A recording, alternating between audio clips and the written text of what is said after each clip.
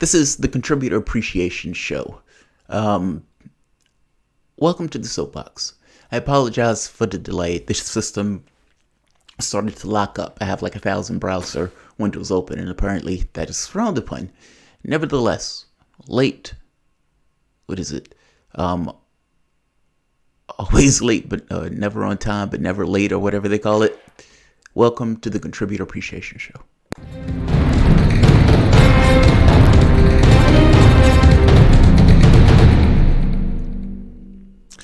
My name is Jamarl Thomas. This is the Progressive Soapbox. Not just the Progressive Soapbox, but the Contributor Appreciation Special that I have each week. Typically, I have it each week. Last week, this household was not necessarily in the best of shape. This week, dragging ass, but I'm still going to do it because I don't necessarily like going. I don't like breaking the habit. When it's a habit, you kind of get around. You get accustomed to the habit itself. If Mrs. Thomas was here, her and I would be bantering right about now, going back and forth. Now, she will be doing the show next week, but this week she is not. So you guys just have me. I apologize. I know it's usually better with both of us. You know, when I do the show, oftentimes it's somewhat of a caged rage of sorts. It's like they said the Aries moon is a hard thing to keep on the porch. But that's one of those things where it kind of just helps you do the show. I mean, if it's something that bothers you or bugs you, it gives you a bit of energy. Otherwise, what's the point of getting out of bed? Yes, you can have cash as a motivator. That's one deadening of a motivator, but it's a motivator nonetheless. I need to eat. I need to have a roof over my head. I need to have a house. I need to have sex with women. Ergo, I need to have something to have sex with. All those things. That's one thing, but it's also a motivator of something that just pisses you off. And I have to be honest, in my appraisal of our political system, when you're out of a party, it's you're in this thing of perpetual aggravation. It's like a circus. It's almost as if the people are not necessarily serious in the process. And even things away from the political circus, it becomes an aggravating thing to deal with. Our society of sorts. Botham James, African American, in his own apartment, a cop, white woman, goes into his apartment and kills him, murders him. She gets 10 years. We were shocked, meaning the African American community, because most of the time cops don't get anything.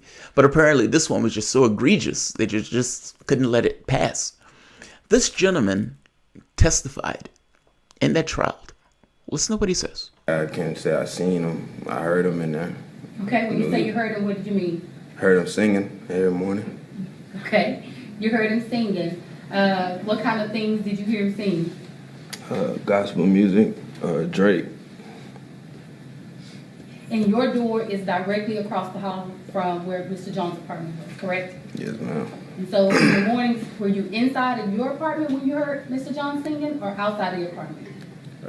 I'll probably hear him when I come out, lock my door. I'll hear him. Okay. So from in the hallway, you can hear his activities inside his apartment? Mm-hmm. Yes? You have to say it out loud, I'm sorry. Yes, ma'am.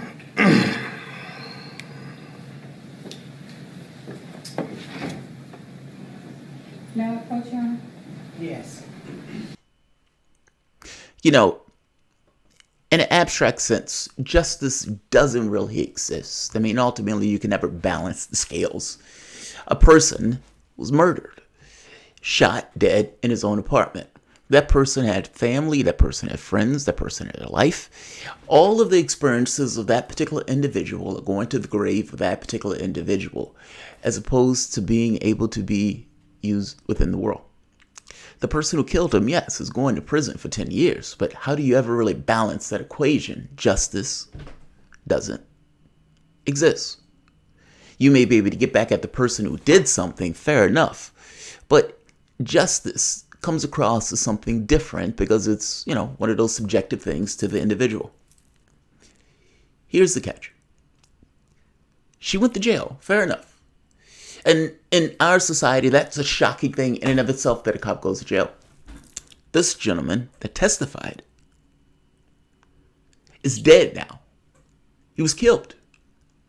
Shot in the mouth, shot in the chest, exiting his car at his apartment. Now, a cop murders someone. That cop goes to jail. Shocking. It's a win in an odd, weird way.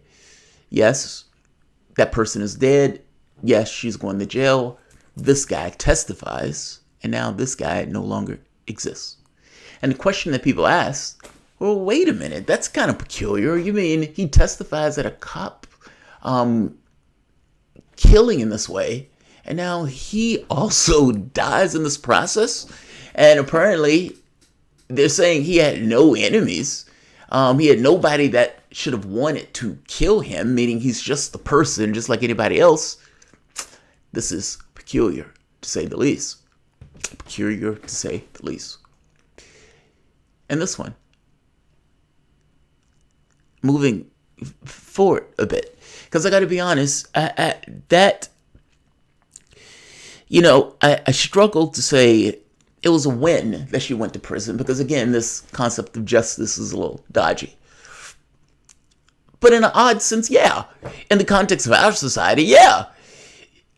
And in pursuit of that win, the guy who testified gets, oddly enough, around the exact same time as she going to prison, dead. To say that that's not peculiar is an understatement.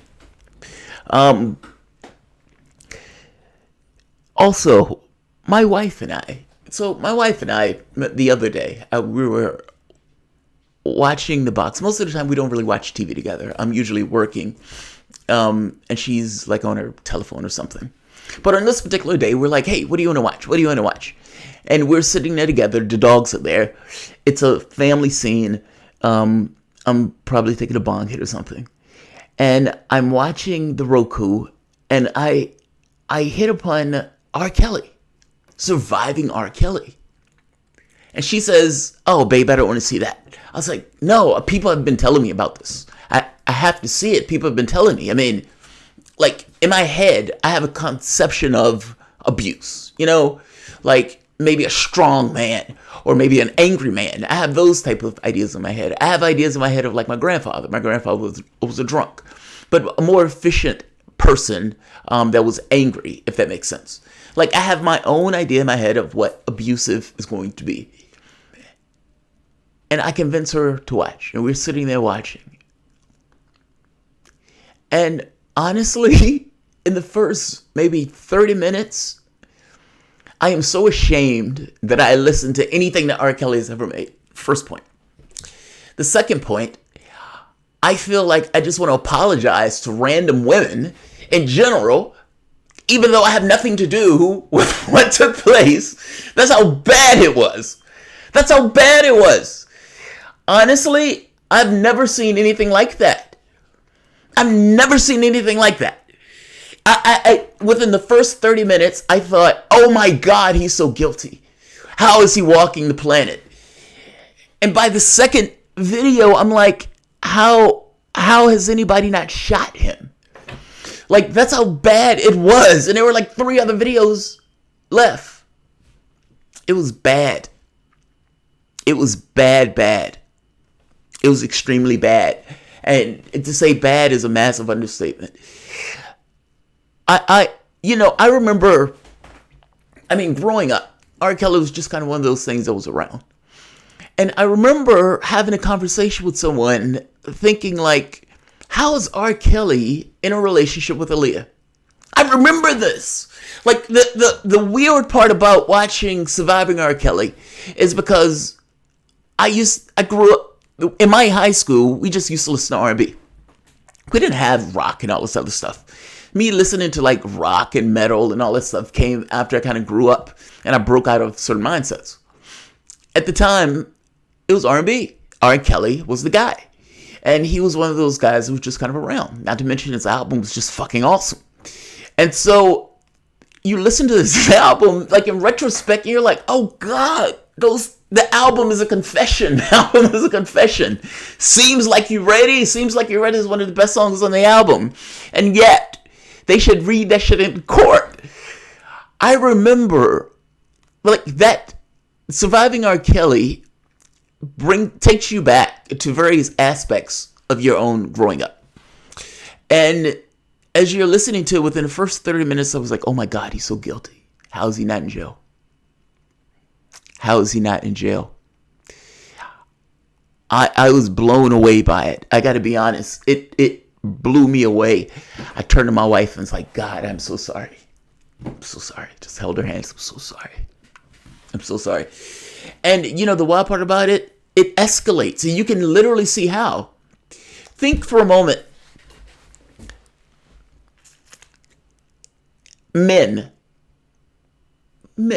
be honest. Be honest. When Trump came out with the grab and bite a pussy thing, were you shocked by that? Be honest. Did it blow you away? Were you like, wow, I've never heard guys talk like that before? Because I would be honest with you. In playing chess, we used to say some really nasty shit to one another. And the grab and bite a pussy thing didn't come close. I guess my point is, I've had conversations. A friend of mine were talking and having a conversation with his dad and his uncle. And when we were having this conversation, we were playing chess and we were talking about women because we are men. And they said, yeah, back in the old days, you used to have to put your knees between women's legs. And my friend and I, you mean rape? And he says, no, it wasn't rape in those days. No. It was rape also, even in those days. And they were trying to convince us that no, this is just the way things work. Now, Donald Trump is in those guys' generations. And guys just in locker room stuff and talking shit to one another when women aren't necessarily around. We said some really horrible shit to one another. The grab and bite a pussy thing was not extraordinary. Now, when that came out, men who were sitting by their wives or their girlfriends would be like, wow, I can't believe Trump said that. Now think for the moment and thinking of from the standpoint of rappers. And think not just rappers, let's say actors, anybody with a lot of cash and with means. I remember a video where somebody said Bruce Willis had, and I'm sorry, this is going to sound brutal, anal sex on the first night. The point was that Bruce Willis knew he could do X because he was Bruce Willis. Donald Trump, I would wager to you, is in many respects in the same situation. This is not a defense of Trump. This is more so just an acknowledgement of reality. When rappers are talking about the things that they're doing behind the scenes and in locker rooms, some of that stuff gets extraordinary.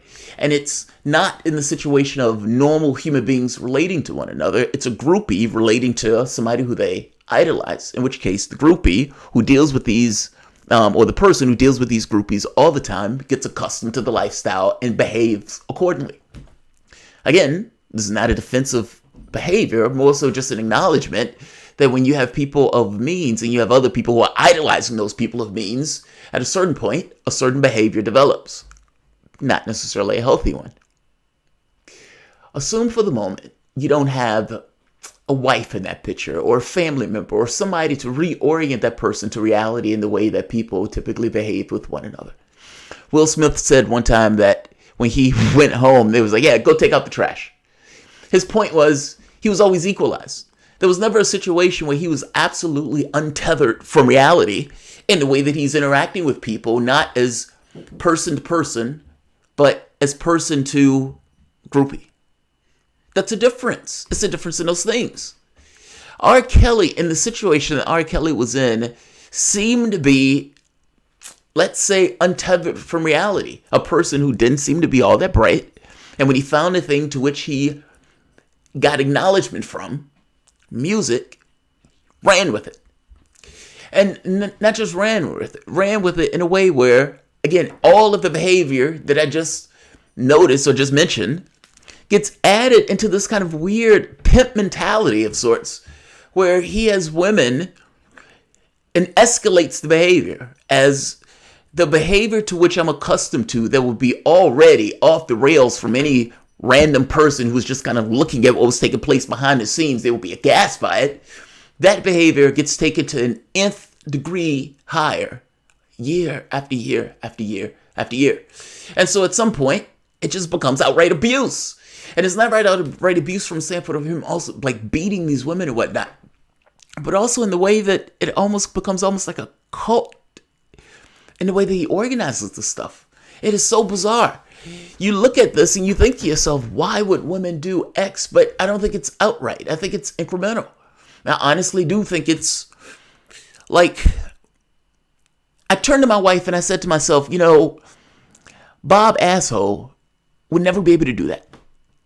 Bob Asshole can't sing. Bob Asshole can't sing. Bob Asshole doesn't make bump and grind. And so Bob Asshole can't necessarily get women in this kind of weird cult-like complex. One of the women, absolutely gorgeous, in her 30s. Now, she stayed with him for 2 years. And the wild part is she said at some point he introduced me to the girls.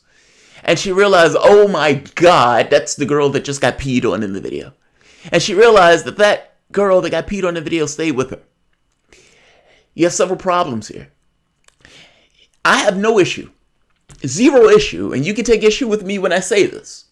If a 30-year-old decides to submit to R. Kelly's will, that is up to that 30-year-old. I am not going to get into her individual liberty of sorts and choosing to be abused. Why would I do that? If a 14-year-old, however, that is different. That person is not making a choice. I hope you understand the difference in those things. People may hate me for saying this, and I understand some women will get, pretty femdom. But, what is feminism if not the ability to choose? And there are some women, for whatever reason, people are what they are, choose. And by the way, I don't even think it's a choice. But I don't think most things that people do are choices. It's shit that's running in their heads from when they were growing up. It's like Plinko chips. I guess my point is, if a person who's of age decides to submit to R. Kelly's will, I have nothing to do with that person of age submitting to R. Kelly's will. This gets into this whole notion of individual liberty and whether or not a person can choose to give up that will. But kids are different. And if it's a situation where somebody's with R. Kelly when they're 16 years old, and then he grooms them at 17 and 18 and 19, then that person never made a choice. They never made a choice. The R. Kelly thing was terrifying. I got to be honest. I'm never outright terrifying. I don't know how R. Kelly is not in prison. I don't. And the last point of banter. And yes, I felt some kind of way about the R. Kelly thing, and I felt some kind of way about the other thing. It bugged the shit out of me. Like I say, I often do these stories with a certain degree of caged rage. And in real world, it's not all that great. Like, let me talk about the UAW thing. So the UAW went on strike against GM. Now, their point is, look, you guys are doing really well, and we stayed with you when you were, for the most part, down in your luck and going bankrupt, and the entirety of the country had to literally bail you out. But now that you're doing well, looks like you can spread the cheddar, dog. How come you are trying to hold this to yourself? The union has been going back and forth with the company. Initially, when these guys broke on strike, the company didn't necessarily get the best press coverage when they cut insurance immediately and had kids who had cancer not having insurance. They turned the insurance back on. But that's because they look extremely bad in this process. On a secondary point, the company's argument is basically, look, we want to invest in electric cars, and because we want to do that, you guys need to take the hit. The union's point is, well, no, we shouldn't have to take the hit for your renewed investment, considering, once again, we not only bailed you out, but we also were willing to take the hit when you needed help bailing yourself back up. Well, they've still been on strike. Strike has been going on several weeks at this point. GM in this process has lost an estimated of $1 billion. That's amazing. They've lost production of 118,000 vehicles through October 2nd. Earlier this week, the strike forced GM to halt production at its pickup transmission silo in Mexico. Because keep in mind, all of these things are integrated. Meaning, do you remember when Trump said he was going to put tariffs on Mexico and people flipped out? They're like, whoa, you can't do that. Why not? Because you're at that point hitting America directly. I mean, the other tariffs are hitting America directly, but this definitely hits America directly. Because you have an integrated chain. You have some parts that go across the border and back multiple times just within the context of one supply chain. So think of this plant stops. And this plant is not putting out something that another plant needs. So another plant can't do what it needs. And then maybe something else gets backed up because the parts that were coming from one place, you're not needed anymore because this is not doing anything. The $1 billion is not just because it's one plant. It's because there's an integrated supply chain, at which point all of these things get hit when one of these things get hit. A lot of this, in part, has to do with healthcare, meaning they want these guys to pay more for their healthcare. Some of the back and forth hasn't necessarily been disclosed. A lot of it hasn't been disclosed because these been somewhat private negotiations. The healthcare thing has been one of the ones that has slipped out. Look, solidarity, clearly. Solidarity. We had to bail you out, and you're going to allow your employees to take the hit either on healthcare. And, this is one of those other larger arguments for Medicare for All. If you remember when these guys were on stage, what did they say? They was like, oh, these unions negotiated their healthcare. These unions negotiated their healthcare. Think about what that means, though. If healthcare wasn't on the mix because it was Medicare for all, and for the most part, you had a national single-payer insurance plan. There's only one candidate that's pushing for single-payer healthcare. That's Bernie Sanders. It takes it off the table. It's no longer something that needs to be negotiated because it's something that everybody already has. I don't have to fight the company on whether or not we should pay 2% or 15% of our health care, as in what is taking place here. Instead, you fight for other things. Maybe you want other benefits on top, like cosmetic surgeries, breast reductions, penis enlargements, whatever. I don't care. But at the very least, the basic healthcare thing is off the table. That's not something you need to fight about anymore. That's a plus. That's not a negative. And that's not even an argument against Medicare for all, whether they realize it or not. It's an argument for Medicare for all. The UAW is still pushing in the strike. And, when we think about the workers themselves, they're only getting by on $250. But everything that I've read about what the workers are talking about in this case, they're feeling it. Their thought is, hell yeah. And despite there's hardship associated with it, their hardship, yes, is bad, but they're also causing the company $1 billion in damages. They have a worthy cause. Do you think the workers should take the hit when the company decides it wants to change into electric vehicles or something else? Why is it the workers' responsibility to take the hit for something that a company is doing? Meaning it's a choice that the company is making, and the workers took the hit when the company screwed up the first time around. Why are the workers taking the hit now? I think that's massively unfair. Solidarity. Not to mention, I am entirely aware of my class in this argument. So yes, I am going to take the argument that I have no reason not to back the workers in this particular situation. Solidarity. And just think, if there wasn't a corporate board, if there wasn't the 1% in this process in which the workers were fighting against, meaning if that company was owned entirely by the workers themselves would be making determinations on what they wanted to produce, how they wanted to produce it, how much they were being paid. It wouldn't be the situation where these guys are getting a top 1% of the crust, meaning they're sucking up and expropriating the wealth from the company. All that stuff is off the table. This contradiction between the workers trying to get more in regards to wages and better benefits versus the 1% who's trying to keep it for themselves and maximize their own profit at the backs of the workers. If this company was a worker co-op this contradiction goes away. This is an argument for worker co-ops.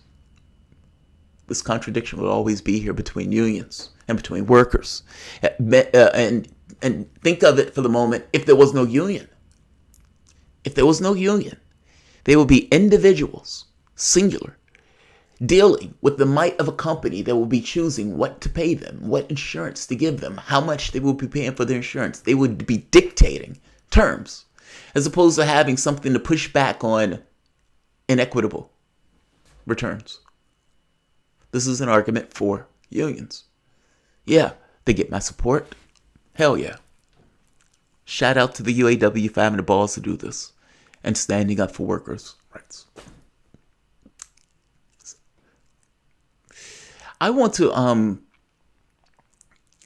and I see a thing already.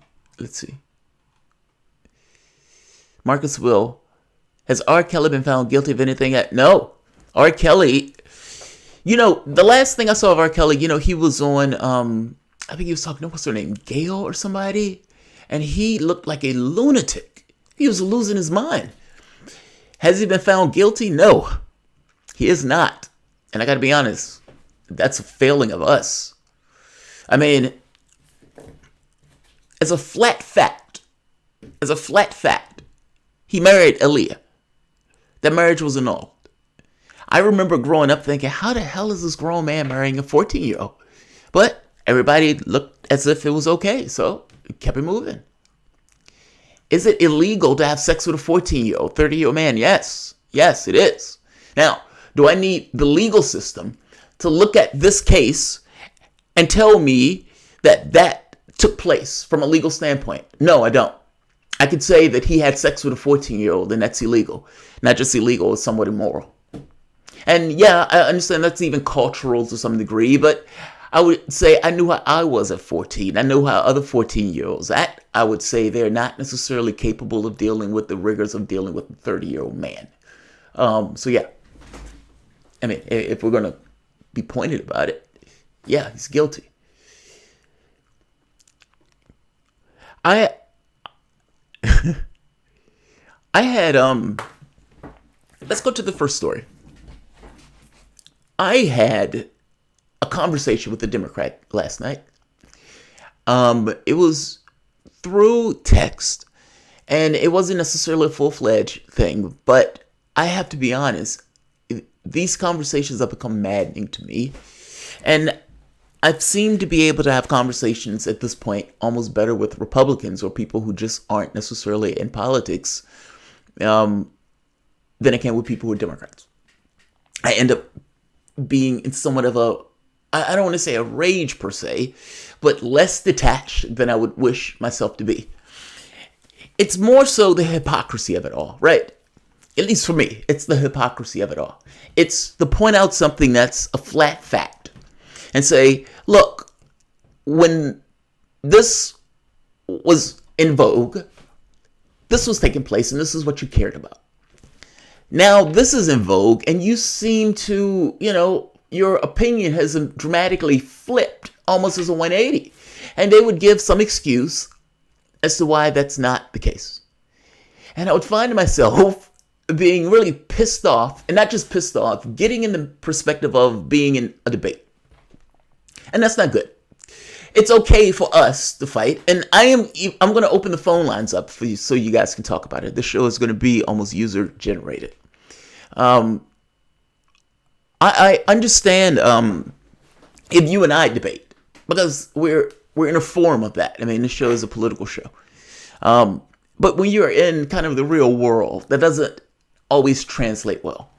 And I have screwed up royally on more than one occasion of getting into a debate with a civilian that didn't know they were in a debate. And that doesn't go well. Like there's a woman who I have to engage with because she works at my clinic. But I have a massive guilt about going after her for something that she said that she was entirely wrong about. I was completely right about, but I was too emphatic about the fact that I was right about it. It was about the Iraq War. she made the point that there were no weapons of mass destruction. Or she said there were weapons of mass destruction in Iraq. And I said, what the hell are you talking about?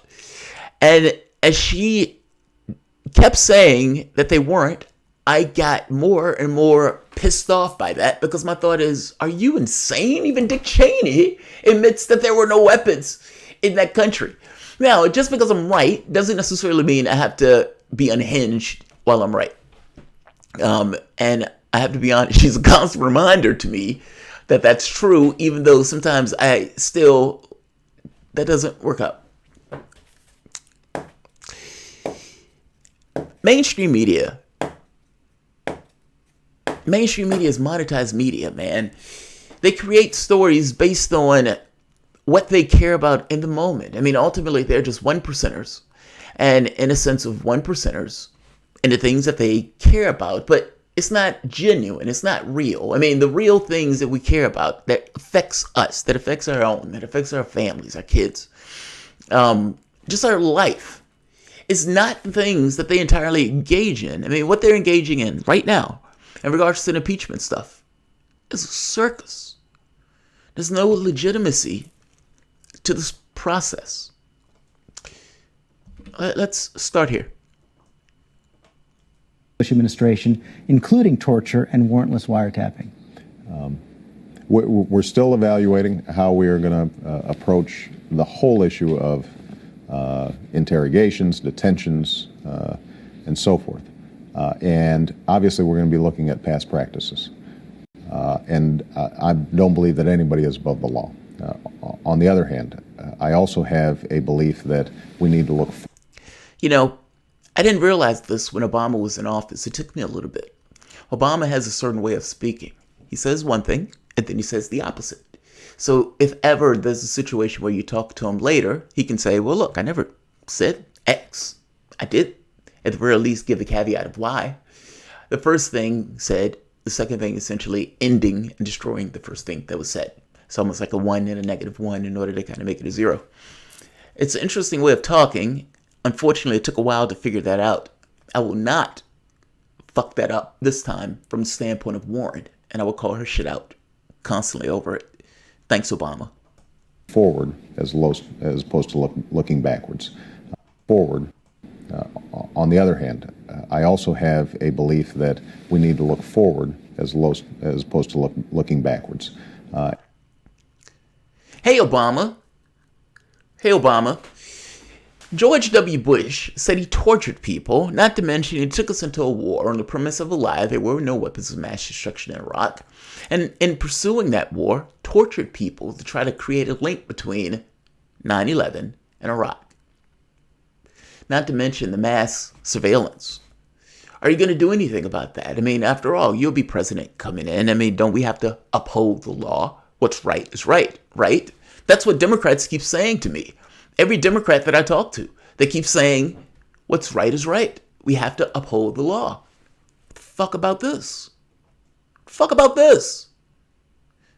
Let's keep going. I want to give a walk down memory lane. Because the things I cared about, nobody else cared about. Meaning, I'm not a Democrat. I'm damn sure not a Republican. And when I look at the political space, I want something very basic. The shit that applies to one applies to the other. And when I'm looking at this, and the things that I care about aren't attended to, and now Democrats are in office, and Trump is in office, and now all of a sudden they care about this oversight stuff. All right. You didn't care about it back then, did you, Obama? Even before I came into office, I was very clear that in the immediate aftermath of 9/11, we did some things that were wrong. We did a whole lot of things that were right, but we tortured some folks. There were folks getting tortured. I would wager to you this. They didn't consider themselves folks getting tortured. They considered themselves being people being put into pain. Do you realize bloody Gina Haspel, the person who's CIA, right now, destroyed tapes at a black site in Thailand? We know she did it. Destroyed tapes in Thailand. She ends up running the CIA. Obama, perfectly aware, coming out, folksy, we tortured some folks. That's what they were. They were just folks. We did some things that were wrong. Right. We did a whole lot of things that were right. Right. But we tortured some folks. Right. Now, Democrats keep telling me what's right is right, Jamal. I mean, you got to follow the law. What's right is right. That's what you got to do. You got to follow the law. It doesn't matter if it may be divisive in the country and all of this other stuff. What's right is right. You got to follow the law. George W. Bush admitted that he tortured some folks. So Obama wasn't necessarily shocked by that. That wasn't necessarily a blowaway thing. And even getting us into a war, do you realize 1 million people died in that war? We spent $7 trillion. And not just $7 trillion, 1 million Iraqis and 4,000 Americans. Bush lied. We are still in those countries today. We're drone bombing. Obama dropped 26,000 drones, bombs on his last year in office. We tortured some folks. We got to look forward. We can't look back. And everyone keeps telling me, well, Jamal, the law is the law. You got to follow the law. Obama didn't follow the law. And what about Nancy Pelosi? When Nancy Pelosi was asked about this, I mean, Pelosi is now telling me we got to follow the law, right? What about this? You've ruled against impeaching George Bush and Dick Cheney, and now Kucinich is trying to pass that. Why do you insist on not impeaching these people so that the world and America can really see the crimes that they've committed? Well, I think it was important. When I became Speaker, and this, by the way, a very important position, President, Vice President, Speaker of the House, I saw it as my responsibility to try to bring a much divided country together to the extent that we could. I thought that impeachment would be divisive for the country. And you know, the amazing thing about this, if age has no benefit, if there are no benefits, one, it's memory. You remember shit. When you're 20 years old and you're engaging in something like this, you get freaked out. You're like, oh God, I can't believe XYZ is taking place. And you see maybe one party or the other that may be assuming a particular mantle for a particular purpose. And you get older and you say, oh, they're hypocrites. This is what gaslighting looks like. And you have a media that for the most part runs with it, without any really credibility in the process. How does the media look at what was taking place? Torture, mass surveillance. And you have whistleblowers coming out, bukus. And what does media do? They don't care. They don't care. Obama and the Democratic Party, Nancy Pelosi, just said, no, we're not going to look into impeachment over George Bush over war crimes. And not just war crimes. Do you realize John Bolton right now is attacking, well, he used to be, attacking the criminal court. Why? Because the United States could be held liable for war crimes based on what we were doing in Afghanistan. We're not a signatory. They are. And that's enough. 1 million Iraqis died. Those lives didn't matter. 4,000 Americans. Those lives didn't matter. $7 trillion spent, those lives didn't matter. Obama gets in office. We're looking forward. We're not looking back. The people that we tortured didn't matter. Many of those people were innocent. It didn't matter. Black sites in Thailand. Bloody Gina Haspel right now is head of the CIA. None of that stuff mattered. Think about that for the moment. Not within the context of your, political ideologies of I'm a Republican, I'm a Democrat. That's some really heinous shit. That's some really heinous shit. George Bush was torturing people in order to create a link between 9/11 and Iraq. It didn't exist. That is some really heinous shit. They drove this country to a war with a complicit media. And Obama gets in office. Democrats get the House and the Senate. And what Obama said, we're looking forward, not looking back. They acknowledge that torture is against the law, even if nothing else. They acknowledge that torture is against the law, and the media and the Democratic Party didn't care.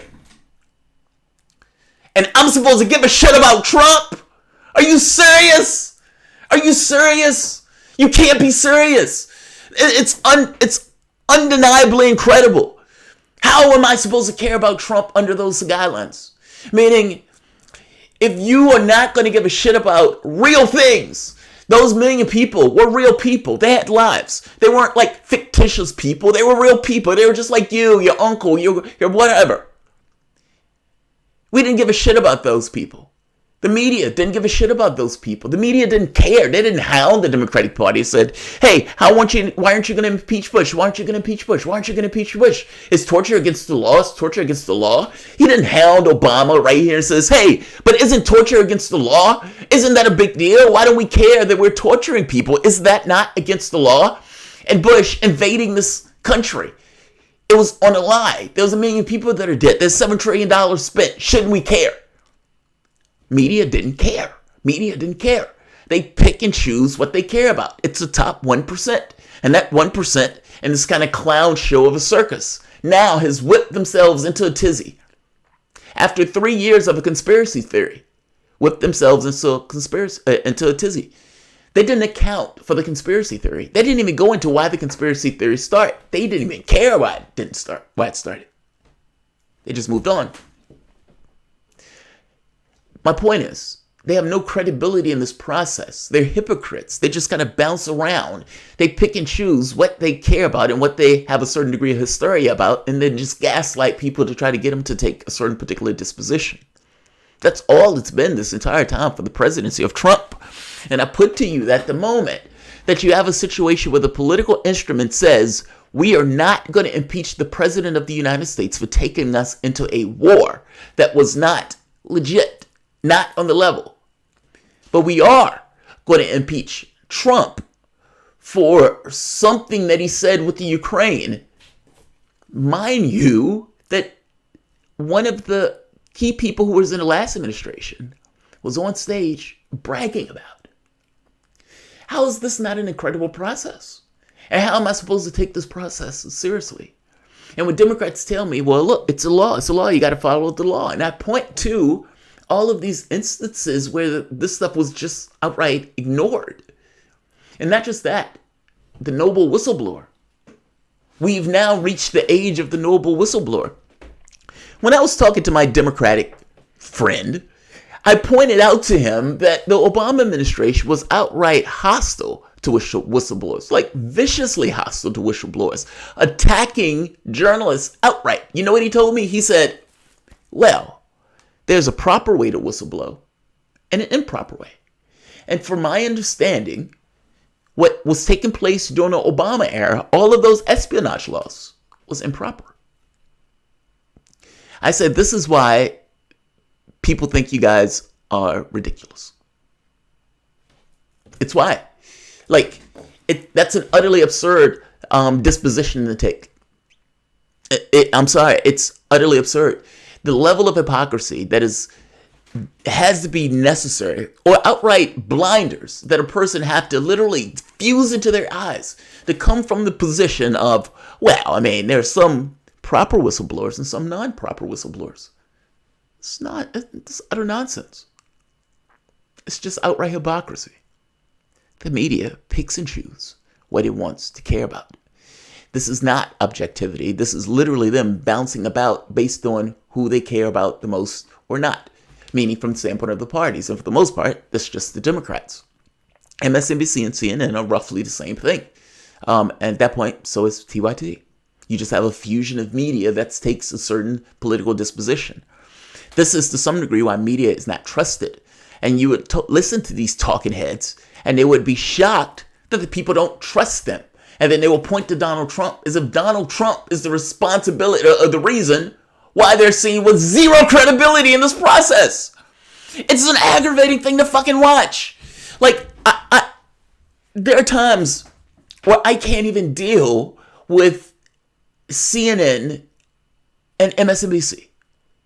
And I end up even watching Fox just because on this particular issue, they take the position of, well, let's wait and see because, the guilty party in this case, Trump, if he gets impeached, is going to end up impeaching himself.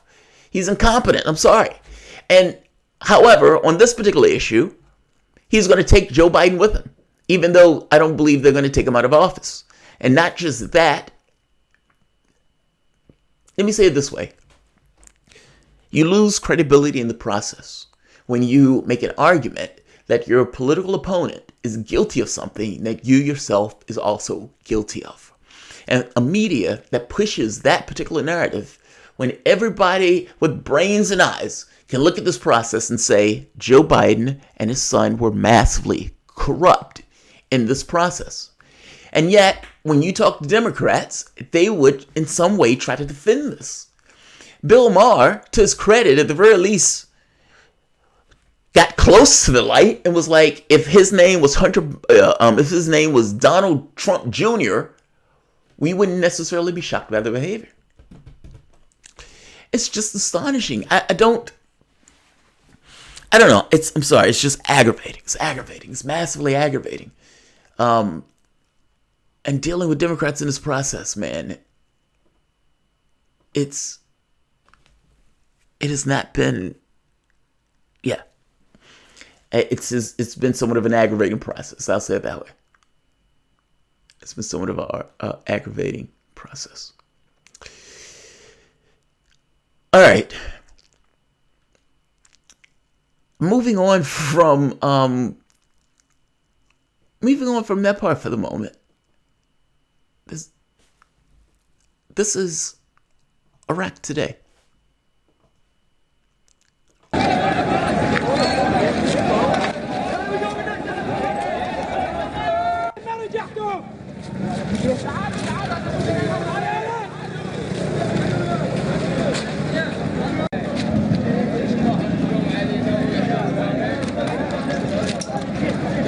People have been dying in Iraq recently from the protests, essentially unemployment and so forth. And you think to yourself, well, what happened to the oil revenue, right? Where's the oil money? I mean, Iraq should have been a utopia with all of the oil revenue that was taken from there. Well, clearly we didn't engage in that war in order to have that country use their own oil revenue. It's a basket case. Nobody cared. I think that's my biggest issue with this. This is not necessarily a rah-rah Trump. As just a basic tenet, I don't necessarily want the president of the United States leaning on a political leader in order to get information on their opponent. With one caveat, and he was guilty. Well, there was an operative working for the DNC in the Ukrainian embassy. That's not a conspiracy theory at all. They admitted to that. And the courts did say that they were leaking information in order to hurt Trump. Politico ran that story. If both of those things are true, then I have no idea what the fuck mainstream media is talking about. None. And again, this goes back to the credibility argument. I made the point to my Democratic friend that you realize that everything that I've just told you, and everything that I've even said in my other videos, every Republican will know that. And many independents will know that. And your argument is going to lose credibility when those elements just so happen to end up being true. It's not so much that Rudy Giuliani is not peddling conspiracy theories. The problem is there's enough of it that deems interests, which warrants further scrutiny. And for whatever reason, the media has taken the argument that you can pressure Trump ad nauseum, but you can't scrutinize the origins of the Russia thing at all. And again, for my political loyalties, I want to know, how did a conspiracy theory get started such a degree that it overwhelmed pretty much our entirety of the political discussion over the last 3 years and created a division between this country and Russia? That's what I want to know. That's my political disposition. I don't give a shit about this circus. I want to know that. It just so happens that Trump is in the government and he also wants to know it. Only he just wants to know it for political effect.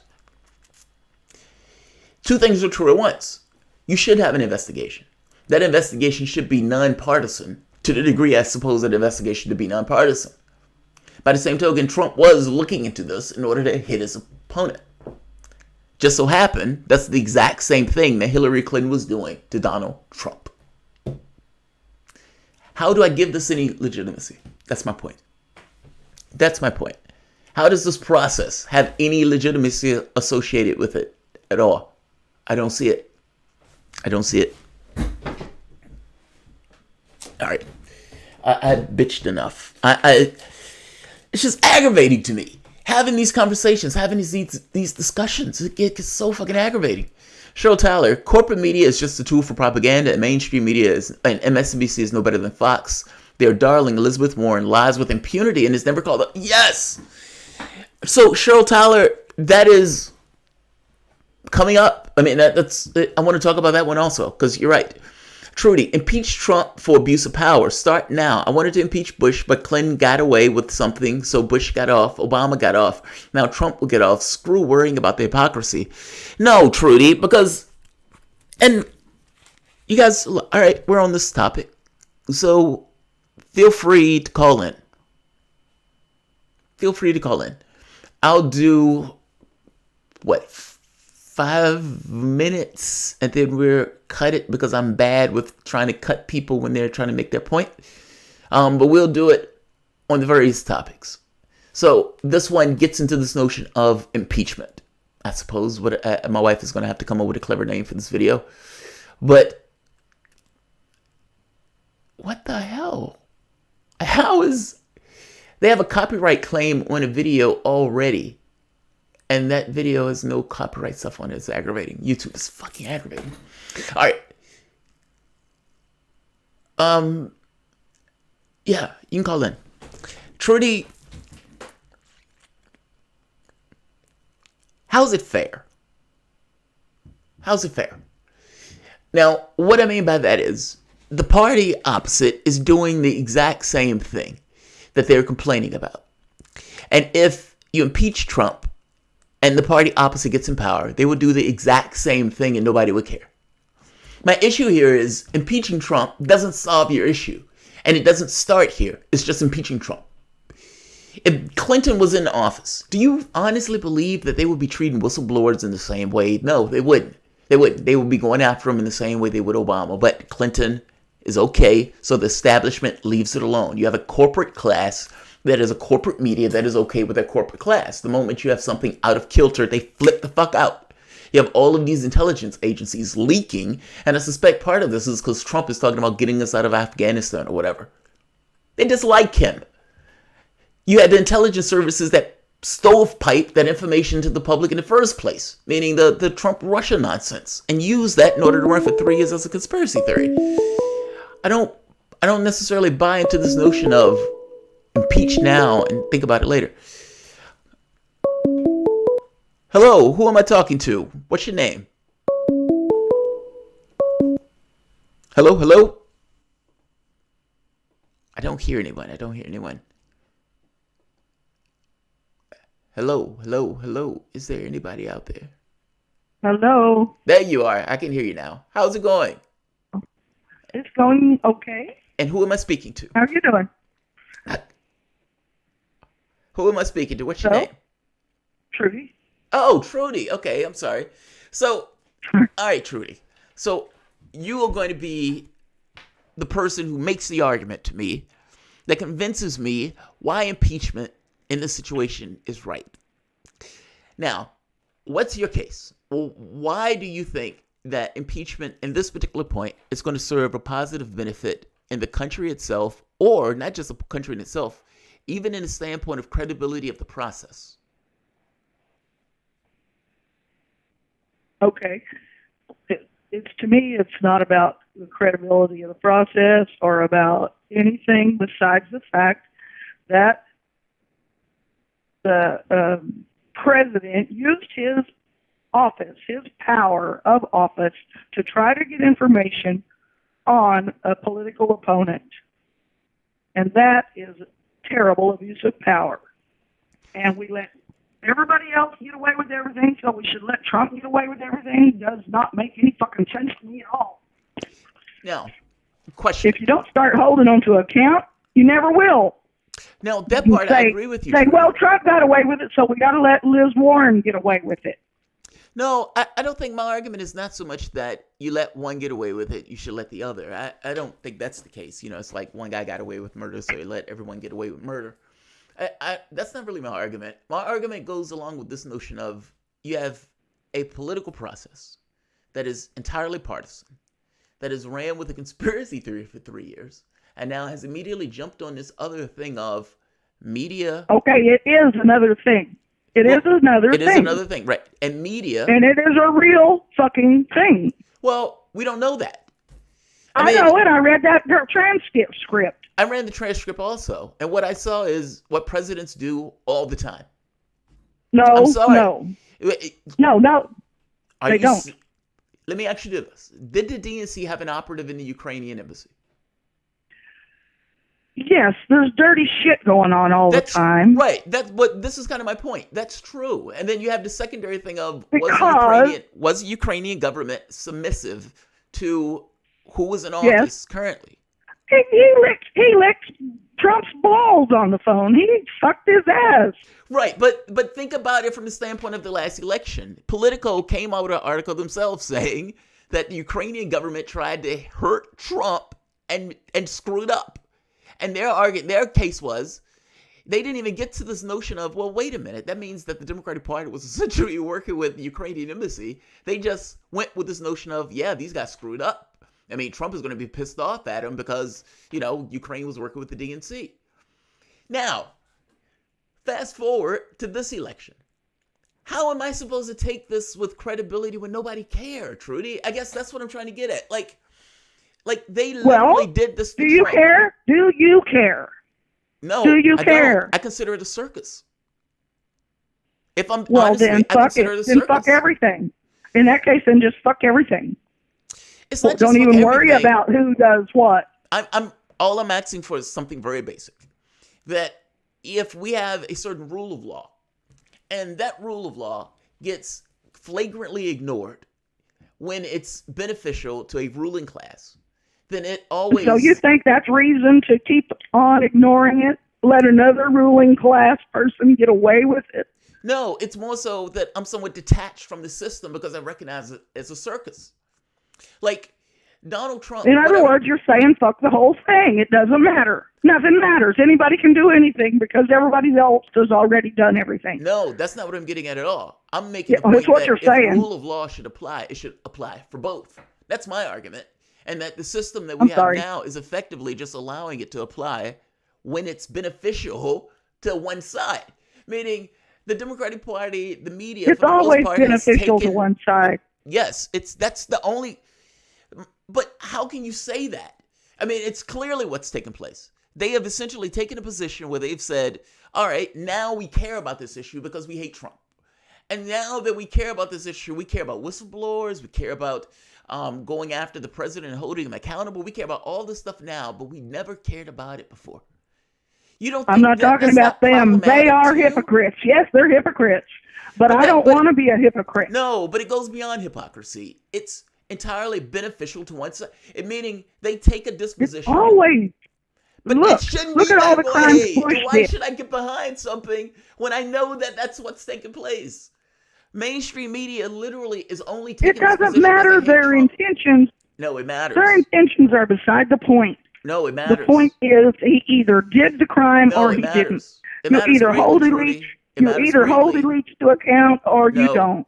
And you'll always be held to account, and Leach never will. This is why it matters greatly, because ultimately you end up with a situation of unequal justice, this kind of selective outrage. We're going to be selectively outraged. So now the unequal justice is elites are never held to account, and you are. You get your corporate Democrat, and that corporate Democrat would do the exact same thing, and nobody would care. And then a Republican or whoever, somebody they don't like, does something, and then they flip out again. It's selective justice. You would never get justice, meaning what you want and what you're complaining about is you essentially want somebody to be held accountable. But I'm making a point to you that somebody being held accountable, for the most part, allows other people to not be. They are essentially selectively outraged against one, but not the other. It's a circus. It's not so much that I'm saying fuck it all. It's more so I'm saying that it should be accountability for both. And what you have is accountability only for one. The other gets ignored. If Clinton was in office, do you honestly believe they would be treating whistleblowers the same way? So what you're saying is no accountability for either one. If Hillary Just Clinton was because in office, if Clinton was in one office, gets away with it, so another one gets away with it. If Clinton was in office, do you honestly believe that they would be looking at I believe the whistleblowers in the same way? Republicans would be. I believe the Republicans would have started trying to impeach her from day one. They might But have. that's beside the point. That's beside the point. But what would it's Bush, not. What would media have said? What would oh media have done? goddamn! No. I don't care what the media But you or have the to, DNC because it or matters. the GOP. No, I'm Trudy. talking about Trudy. I've engaged your point. justice. You have to engage mine. It matters. It matters greatly. You've because been I'm talking making all the the point. time. I'm making the point that selective justice is not justice. When you have one side and one hysterical outrage that's always selective, then it's not a real thing. It's just a political witch hunt. And I'm sorry, it matters greatly what these people are trying to accomplish. And it's not even what you think they're trying to accomplish. It's what's taking place. You know for yourself. You lived through the Bush era.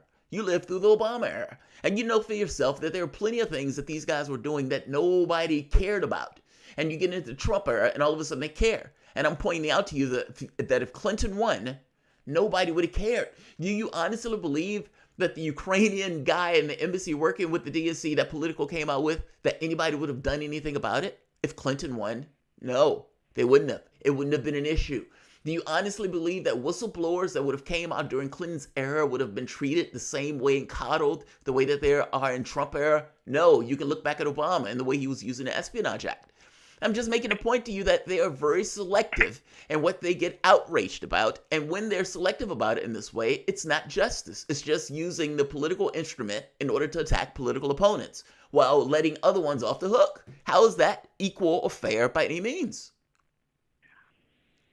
Can you tell me which side is not partisan? But this is kind of my point. Do you really want the impeachment? Republicans? Do you really want impeachment to be entirely partisan? I'm not engaging this, Trudy, from the standpoint of a political party. I'm engaging this from the standpoint of just a person who's looking at my political system that has lost all credibility because of the way they've gone about their affairs. My argument is not fuck it all. It's credibility within the system. For fuck's sake, Joe Biden got on stage and bragged. All right. Joe Biden got on stage and bragged about doing what they are now trying to impeach Trump for. Now, I'm supposed to look at this and I say, yeah, that's totally on the level. Come on. Come on. Come on, Trudy. Is that fair? Go on my butt. Can I talk? I'm sorry. Go for it. Go for it.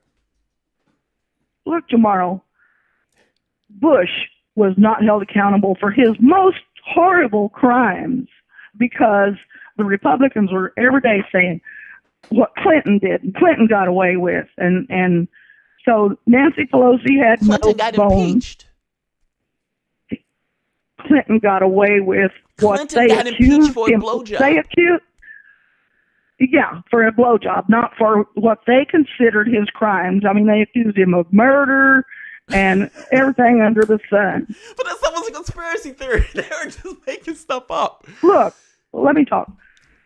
They think the Republicans said Clinton got away with it, so Bush needs to get away with it. Bush got away with it, so Obama needs to get away with it. Obama got away with it, and Clinton got away with it, so Trump needs to get away with it. Trudy, Clinton got impeached. He just wasn't removed from office. But he didn't get found guilty of anything. No, I'm just saying he did. But I'm just saying, technically, literally, he did get impeached. Well, they had a trial, an impeachment Nancy trial, but he Pelosi, was not impeached. He was impeached. What are you saying? He was impeached for a blowjob. I can show you He the wasn't video. He wasn't found guilty of anything. He wasn't found guilty in the Senate, correct? But he was impeached. All right, whatever. That's a technical. No, shit. that's literal. That's okay. Fine. Fine. Okay. All right. Go ahead. Make your point. Clinton got impeached. All right. And just for a second point, Nancy Pelosi could have impeached Bush. She chose not to. She took it off the table. That was her choice. That was a choice of Democrats to do that. That wasn't a Republican issue. That was a Democrat issue. Because of the Republican I don't think narrative. I'm saying anything unfair. because the Republicans were against it. And No. Nancy Pelosi. I guess I'm saying it wasn't an issue. It didn't matter what Republicans wanted. Ultimately, Democrats had the numbers. They had the House and So what the do you Senate, do? and they had You a just supermajority keep on in the letting Senate. them. You just keep on letting them all slide because somebody else slid. What's the answer? Trucy, How do you ever stop it? So, okay, you impeach Trump. What happens? That's really up to how well Congress does their job. I don't know, but we've got to start trying to hold them to account. But you accept If we don't this is start entirely somewhere, partisan. But you accept it's entirely partisan. it's always entirely partisan. Fair enough, but I guess I'm saying, does it not lose credibility when the process is entirely partisan? Of course, some people are going to see it with no credibility, and some are going to say, yeah, good job. I know, Trudy. I I don't guess what I'm care getting how at it's is- seen. But I'm not talking about some people. I'm saying take yourself for the moment outside of the political process and just look at it for the moment. And you're going to have certain dispositions of people who are Democrats and Republicans. They're going to see it a particular way. And you have some people who are neither. For the moment, be the neither. Be me. And I am around, and I know as almost a flat fact that if Hillary Clinton was in office, they wouldn't care about any of this stuff. I agree, they wouldn't. So how am I supposed to give this any credibility? Because I know for the How are you supposed to let them keep on doing it and getting away with it just because somebody else got away with it? I don't know what Trump It's like saying, Mama, don't spank me because you didn't spank my brother yesterday. No, it's like, okay, fair enough. So if I have a traffic stop, and on that traffic stop, let's say 70% of the people who are stopped that are white get a pass. They just get a, look, just be careful. Where 70% of the people who are black get a ticket. And I'm supposed to be, let's say I'm one of the statisticians that figure that out, and I get stopped. And the cop gives me a ticket, and I make the point to him, how are you giving me a ticket in this process when 70% of the people that are white get off? Now, that process, that situation to which they're using this quote-unquote law, there's no law in that process. So injustice justifies injustice? Yes. Sometimes. Yes. That answer is yes. When people were doing sit-ins, but it's that is always literally the injustice sit-ins, of the elites. Just so we're clear, sit-ins was literally an injustice. Protests are literally injustice, getting across that there is an injustice in this process. This is not, by the way, a rah-rah Trump. This is not even whether or not I even care if they prosecute Trump. I care only from the standpoint of the country because I think it fucks the country up for something that doesn't have legitimacy. But unjust processes cannot be, you can't argue justice in a situation where it's fundamentally unjust. How does anything change? I guess what I'm asking is, how do you argue justice in a system that you agree is ultimately unjust? You're arguing justice. Well, you start by standing for justice. But there is no justice in this Instead process. of sitting back and saying, no, there's no justice, fuck it. But you've just agreed that the process itself is unjust because it's just being a partisan witch hunt of sorts. So how is this just? Like, how do you argue justice in a system that you agree with me that is ultimately partisan and ultimately unjust? All I'm saying is you got to start somewhere. You can't just keep on letting it go. In Brazil, Lula gets prosecuted. Oh. All sorts of people are crooked. All sorts of people are corrupt, but they use the judicial system in order to go after Lula for political witch hunts. Is that just? That's nothing like what's going on here. Well, let's say for the moment Trump Lula is not an innocent victim. Let's say for the moment Lula did commit a crime. Would it be just? Well, he didn't. No, but say he did. If he did, it would. Really? So it would be just for the Brazilian system to go after Lula, even though it's purely for political and partisan gains, and leaving many of the other people in the process. No, it's not purely for political and partisan gain. It's for a crime. If he committed a crime, he committed a crime. It's got nothing to do with it. What are even you if it talking is about? A partisan there was thing. Conversations behind the scenes where these guys were talking about using, those were the papers that the Intercept released where they wanted to use a political instrument to attack Lula. They were doing it for political gain. Oh, I know it was political gain, and But then I he guess, but my doesn't point is a deserve the little prosecution. my point is a But little. it's a different subject. But my point is a little different, though. They're using the political instrument. All sorts of people are guilty. They decide to use a political instrument to lock up Lula to stop him from being in the race. I'm saying even if he did commit some kind of crime, I don't know what the crime would be, even if he did, the fact that they are using that specifically to go after him, to stop him from running in the race, how is that just? Even if he committed a crime, especially when you know that there are all these other people who are corrupt, but they're using it to focus on him. How's that fair or just?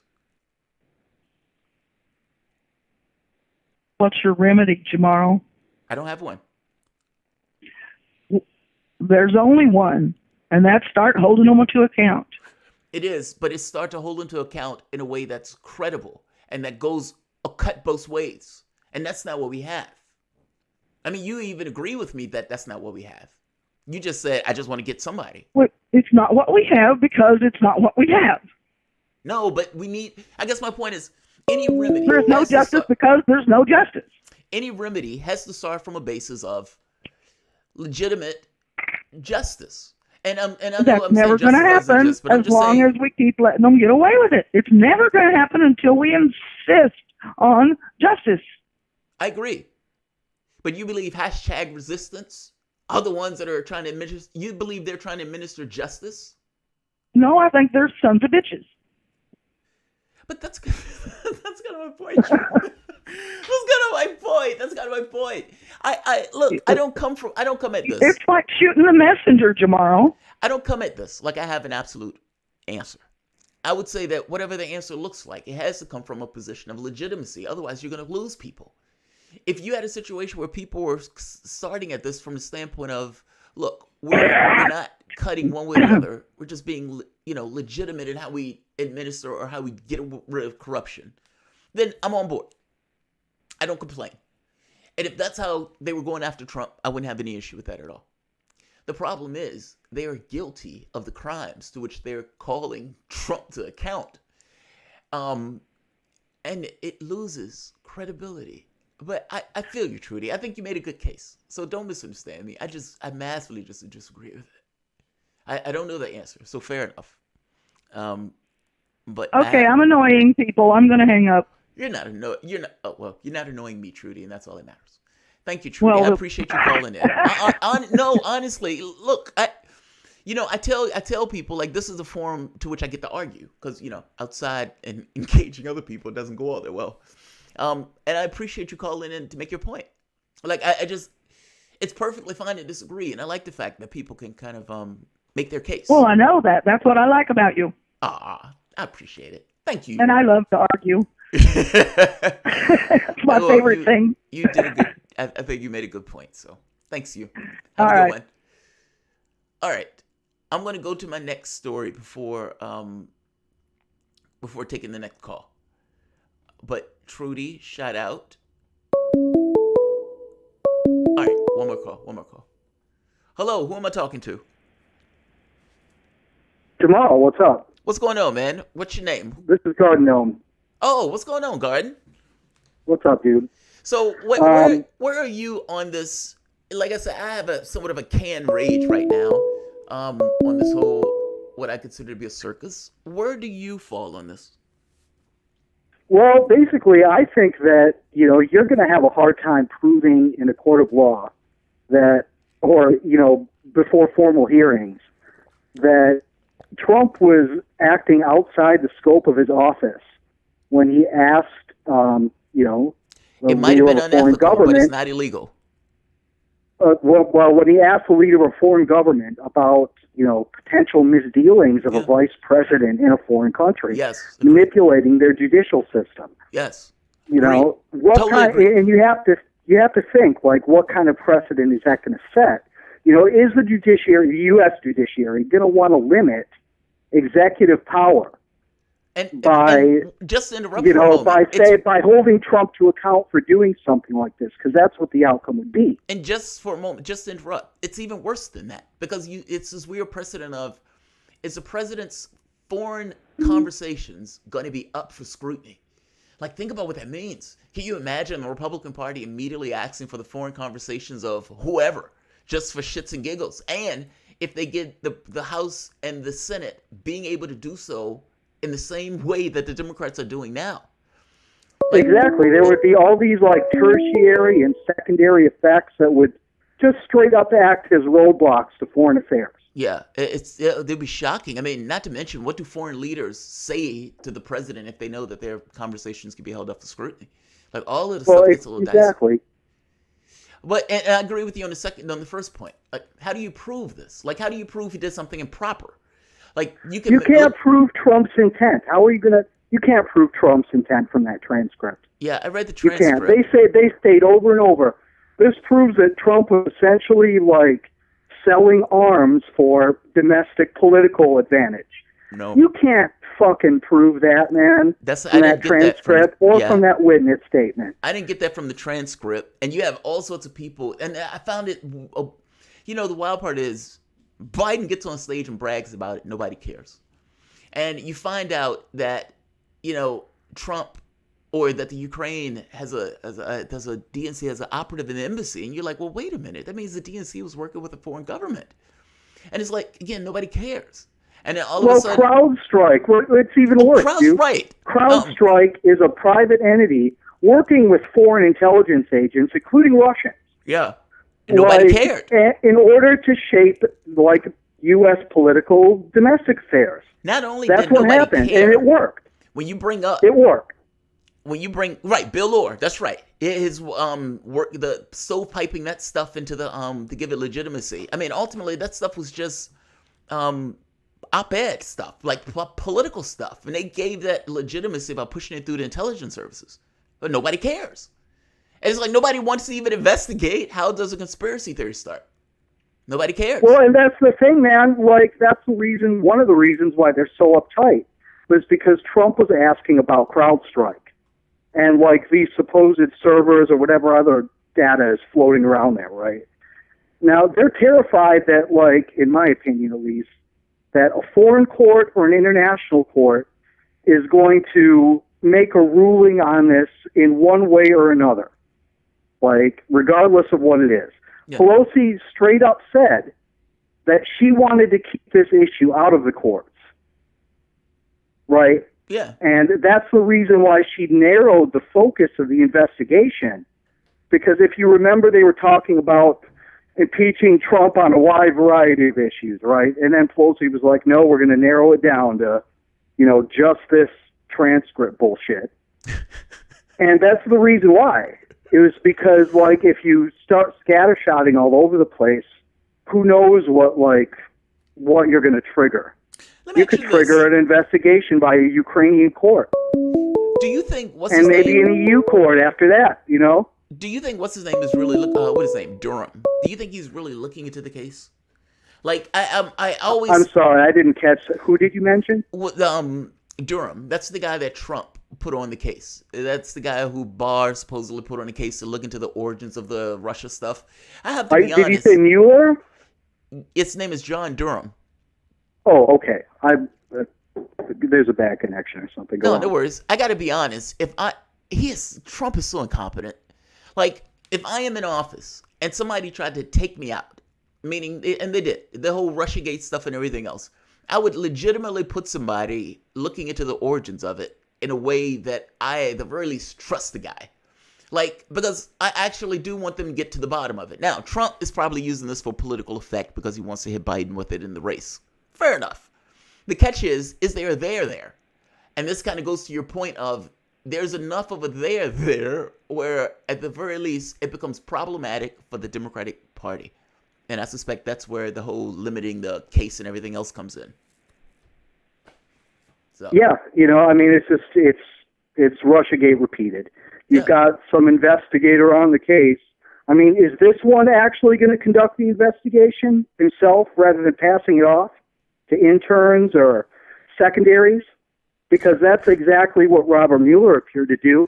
He didn't seem to know what he was talking about half the time. Now, some of that is a lawyer's trick. Hey, I just don't know. Like, I don't know. But some of it came across as like maybe he really didn't know the details of the case. That's what I took. I didn't think he knew the details. I thought other people, when I saw him give his testimony, it seems like other people did the work and Mueller was a figurehead. That's what it came across as.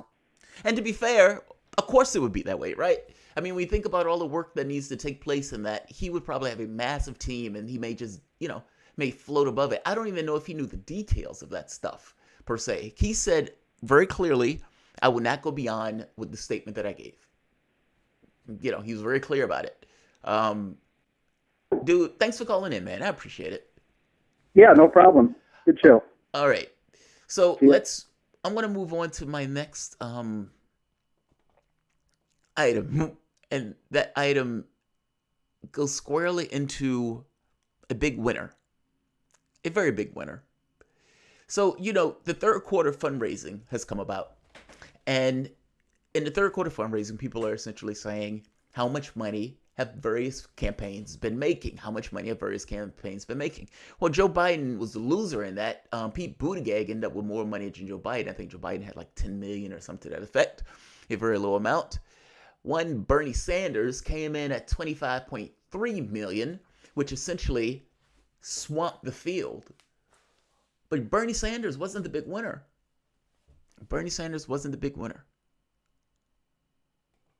Donald Trump. Trump raised $125 million for his re-election bid. Let me repeat that. Trump raised $125 million for his re-election bid. Bernie Sanders ended up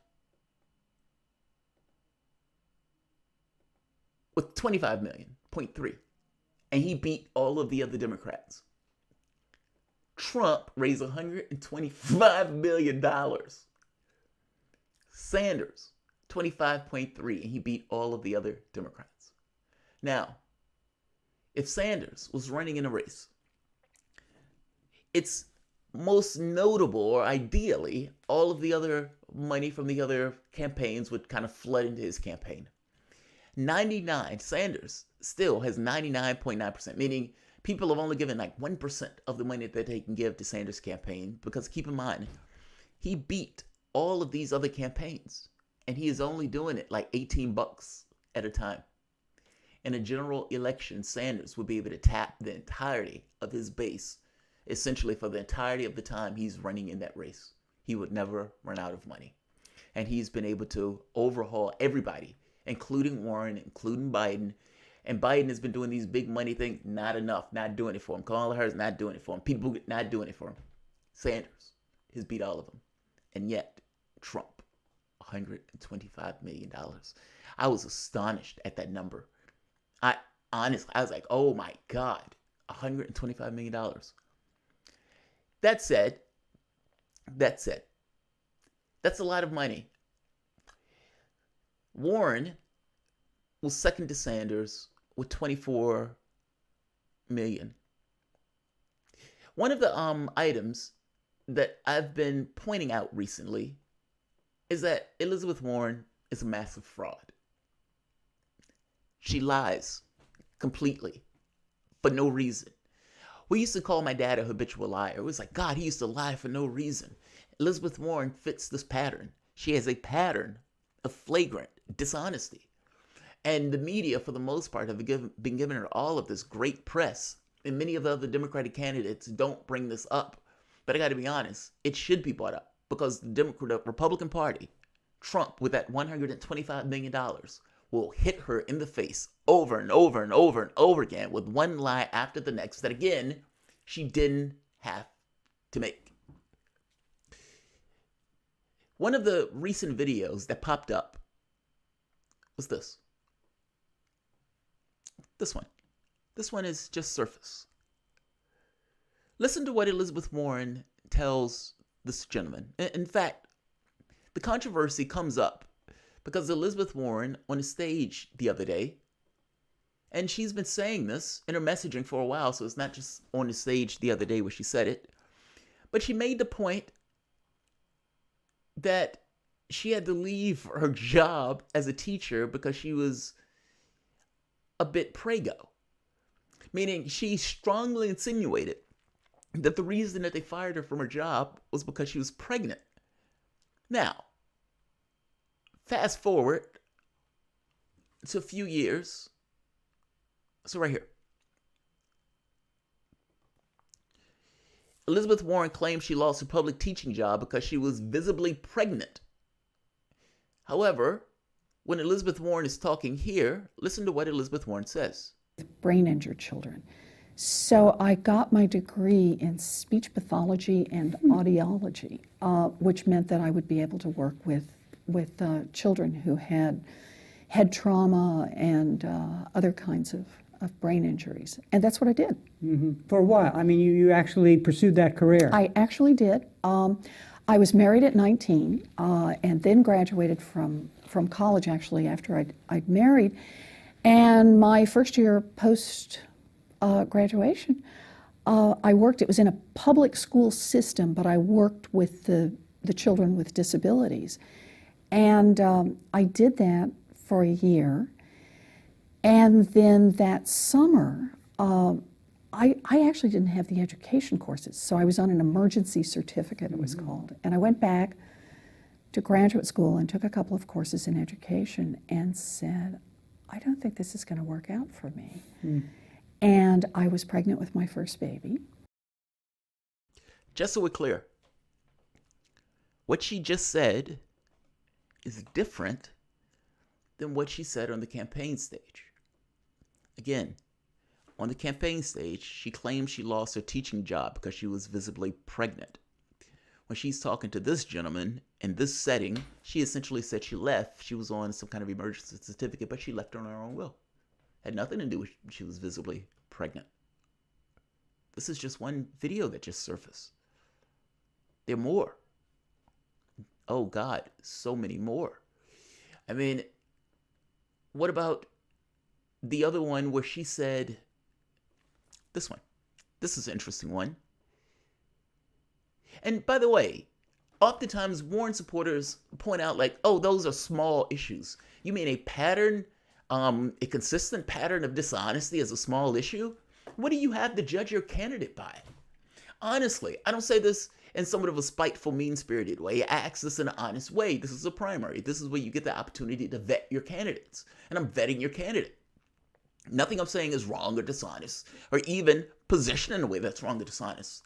The woman called herself a Native American at various points of her life, going so far as to self-identify as Native American, but stopping after she gets her tenure at Harvard. She teeter-totters between white and Native American. What is on her birth certificate, and why doesn't she know what she is? Why aren't you bothered by this? She's essentially assumed somebody else's race. And one of the announcers asked her one day, if you had a black relative, would you have so self-identified as black? Her answer, she took her a while to answer, but she eventually said, it would be part of my identification. She didn't answer yes. She didn't answer yes. What she didn't do is say, yes, I would have identified as black. But she does so as Native American. Take a look at this. When she talked about our Native American heritage. What kid would? She talked about our Native American heritage. What kid would? But I knew my father's family didn't like that she was part Cherokee and part Delaware. So my parents had to elope. Let me be clear. I never asked for or never got any benefit because of my... All right. You heard that. She had to elope because her family was Native American. All right. Straightforward. She's looking at the camera. She's making her case. And there's one other video on this front where she is talking to an interviewer. And here we are. Yeah, here we are. And here's another one. She's talking to the interviewer. You can't marry her because she's part Cherokee and she's part Delaware. And after fighting it as long as they could, my parents went off. They eloped. It was an issue in our family the whole time I grew up about these two families. It was an issue still raised at my mother's funeral. So that's not true. Jamarl, why are you saying that's not true? Because the wedding item announcement is here. It was not a contentious affair. She's not telling the truth. She has a consistent pattern of dishonesty. This is her license. State Bar of Texas. Identification.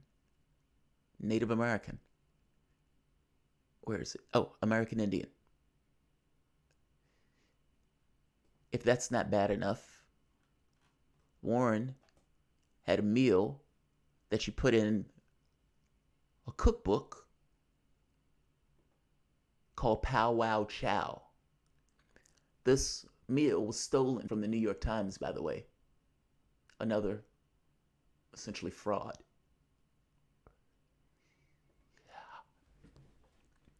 I make the point to you that it's just dishonesty. And if you're going to look for a candidate, why would you look for one that's just rampantly dishonest and seems to have been this way for the entirety time of her career? I mean, this is outright extraordinary. She's still not being honest on the campaign stump when she's talking about this stuff. And before we go even further, that should bother you from the standpoint of policy. Why wouldn't that bother you from the standpoint of policy? You have a candidate who, for the most part, has been flagrantly dishonest and has just outright lied about the dishonesty. Do you realize she said, "Oh, I don't know how Harvard figured out I was a Native American." And then later, after being caught by it, has to disclose, "Okay, yes, I did tell Harvard that I was a Native American when they brought me on." I mean, are you serious? She pretended to be the race of somebody else. Rachel Dolan got all the shit in the world for pretending to be black, but Elizabeth Warren, not so much. I don't understand that at all. I don't get it. I don't get it. From the standpoint of the person who's thinking about supporting Warren, nothing I've said here is wrong. You need to justify this. And sometimes I know people hit me with stuff for Sanders. My justification for Sanders is typically, I think he believes what he say he believes, meaning that's something he's going to push for. Well, can the same thing be said true for Warren? She doesn't support Medicare for all. I understand she gets on stage and talks about it. She does not support Medicare for all. And in fact, Warren talks about supporting all sorts of plans and all sorts of frameworks. Medicare for all is not a framework. Medicare for all is a bill. It's a bill. It's not a framework. What she's talking about is not Medicare for all. She's said on more than one occasion that I have multiple bills in mind that I might go along with, neither of which are Medicare for all. She has plans for everything. And yet, this notion of her being pinned down on stuff is a little bit dicey. I do believe that she will punch a banker in the throat, meaning I do believe from the standpoint of her disposition towards Wall Street. I give her credit for that. The other stuff, I am massively unclear on.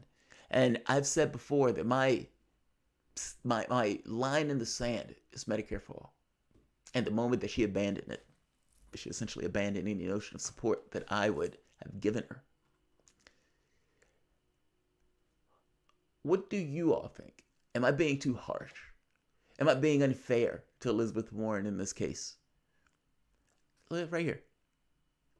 Listen to this. Elizabeth Warren has been on a campaign stage one after the next and has pushed for this notion of Medicare for all to pretend that if she was one-to-one with Sanders. And by the way, the massive disingenuousness does imply and affect law, by the way. Why do you believe that this is disingenuousness, this penchant for lying and telling falsehoods, just stays within her personal life or domestic life? The pretending to be self-identify as a Native American, pretending to be something that you are not for a long period of your lifetime. Why do you believe that wouldn't affect politics? Why? She's assiduously under the thumb of the Democratic Party. She's working in tandem with Hillary Clinton while not wanting that to be exposed. Clearly, she's doing that in order to get political ties in regards to the Democratic Party. It's also her way of getting the Democratic Party to believe that she is okay. She is not a threat. She is one of them. And the person who has self-identified as Native American stood by while Native Americans are standing rock gets their heads bashed in. That's who we're talking about. So this notion that, these things are minor. Those things aren't minor at all. They are what you use to determine who your candidate is. And this is who your candidate is. This is who your candidate is. Also, just to point out, she will be taking massive sums of money after she gets out the primary. And the notion that she's not taking it in the primary makes zero sense. And it is only an excuse to get you to not pay attention to the fact that she will be taking massive sums of money when she gets out the primary. Why do you care whether or not your candidate takes money or not? If you're a Warren supporter, why do you care? Because if she's going to take massive sums when she gets out the primary, why does it matter whether she not takes it in the primary? And in that matter, it makes zero sense that she doesn't take it in the primary. She's doing that entirely to stand beside Sanders, to be a one-to-one, in the sense that he's not taking it, I'm not taking it, I'm building a grassroots, blah, blah, blah, blah, blah. But you may have accepted her premise in the sense of not taking it in the primary. But the moment that you realize she will take it in the general, this notion of not taking it in the primary evaporates. It makes no sense anymore. The fraud is shown to be what it is. She's just doing it in order to con you into getting her into the general, at which point you no longer have an option. Meaning, she understood, kind of like in the same way Obama understood, hope and change. In Elizabeth Warren's case, she understood that I would have a hard time getting out of the primary if I am taking money from big interests. So I just won't do it. She even lied to you about that, because she took her money that was in her Senate and ported it over into her election. The money, however, that she got from her Senate was big money and all the other sorts of money that politicians get. Meaning, even that is tainted in the sense of her telling the truth. I'm sorry, she's a problematic candidate for me. I think she's the worst of both worlds. This is her flaking on Medicare for all. And by the way, the hope and change thing, what I mean is Obama understood that the public wanted something fundamentally different. And so his campaign ran with this notion of hope and change. I'm going to give the public exactly what they want in order to bite. He ran the Pepsi ad commercial of sorts. Elizabeth Warren is doing the same thing in the sense of, I'm not going to take money in the primary.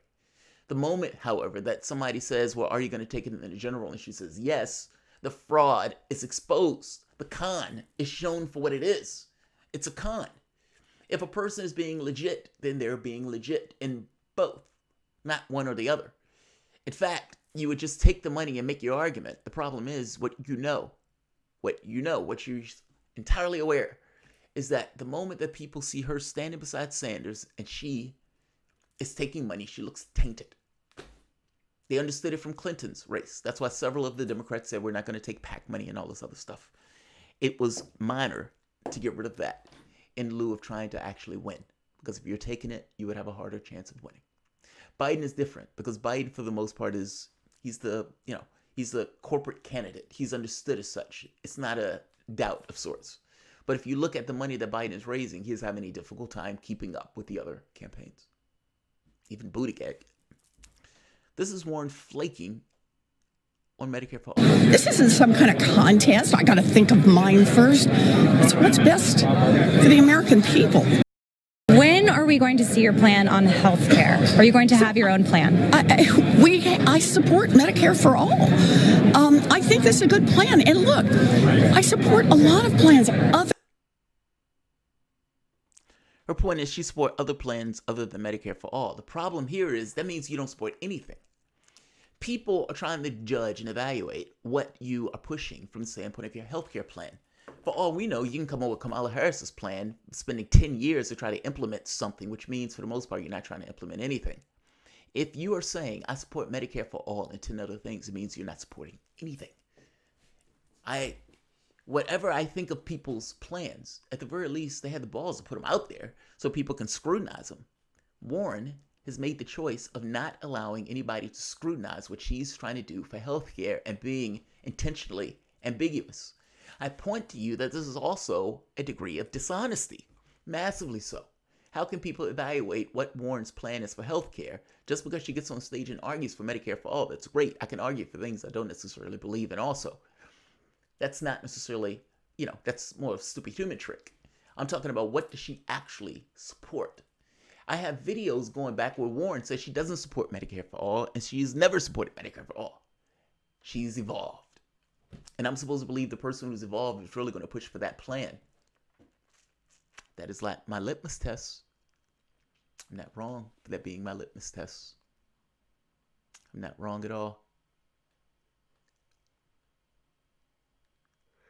Buyer beware. That's all I would say. Buyer beware. Buyer beware. Bob Ramirez, a new trailer to The Expanse Season 4. Bob, you know what's funny? My wife and I were sitting here. I think we were watching Amazon, because I don't think Netflix has it, but Amazon does. And I said, hey, there's The Expanse. And she says, is that show that Bob keeps talking about? Now, the reason I'm bringing this up is not because we were talking about The Expanse, but because she knew who you were. You said that much. You said so much about The Expanse. She knew who you were. She knew who you were. This is hilarious. Absolutely hilarious. Look, man, buyer beware on Warren. Buyer beware on Warren. She's not to be trusted. And I'm not saying that, look, as a Sanders supporter, I've said the entirety of this time that more lefties on that debate stage, the better. Why did I say that? Because there are 20 people in the race, and you're going to have a debate stage with 10 people on it, 9 of which neocons, all of which attacking Sanders. And the debate that CNN and the others guys have had is basically, do you agree with Sanders or not? And if Sanders is there by himself, then all of them are just attacking Sanders. I don't want that. From an optics standpoint, that doesn't look right. Debates are about optics. Debates, yes, are part about arguments, but argumentation is sometimes framing and that type of stuff in regards to how you argue. It's not always about whether you have a better point. Sometimes it's just the way you argue. Debates are more than just what the person is saying about whether what the person is saying is true or not and all this other stuff. Optics matter. Having one person on a debate stage trying to fend off 7 others is not the easiest thing in the world to do. Having 2 people on a debate stage makes it better. Warren and Sanders on that debate stage worked. And I would argue that them 2 working in tandem gets across separate notes on the same issue. And because you have all these people attacking it, it's almost like these 2 are in a foxhole with one arguing it in a particular way and another arguing it in a slightly different way, and them getting better and better in their arguments as it goes on. Problem. Warren's just arguing the point. She doesn't believe it. There's a difference in those things. I've said before that I think Warren is okay with Medicare for all in theory, but not necessarily in practice. I don't think she's okay with it in either sense, in practice or theory. I think she's arguing what she needs to argue on the debate stage in order to make herself look like a one-to-one with Sanders. When she gets on a campaign stump, she gives herself enough space to be able to essentially enact pretty much anything, because I don't think she buys into it either way. I think she cares about the banking stuff. I think that's her wheelhouse. But people are forcing her and asking her to care about these other things that she don't all that much care about and hasn't necessarily gotten behind in her previous political career. That's what I think it is. This whole evolution in the moment of trying to become president because you know what the public needs. They want somebody to be a younger version of Sanders that's cuddlier. That's what they want. And so that's what she shaped herself to be.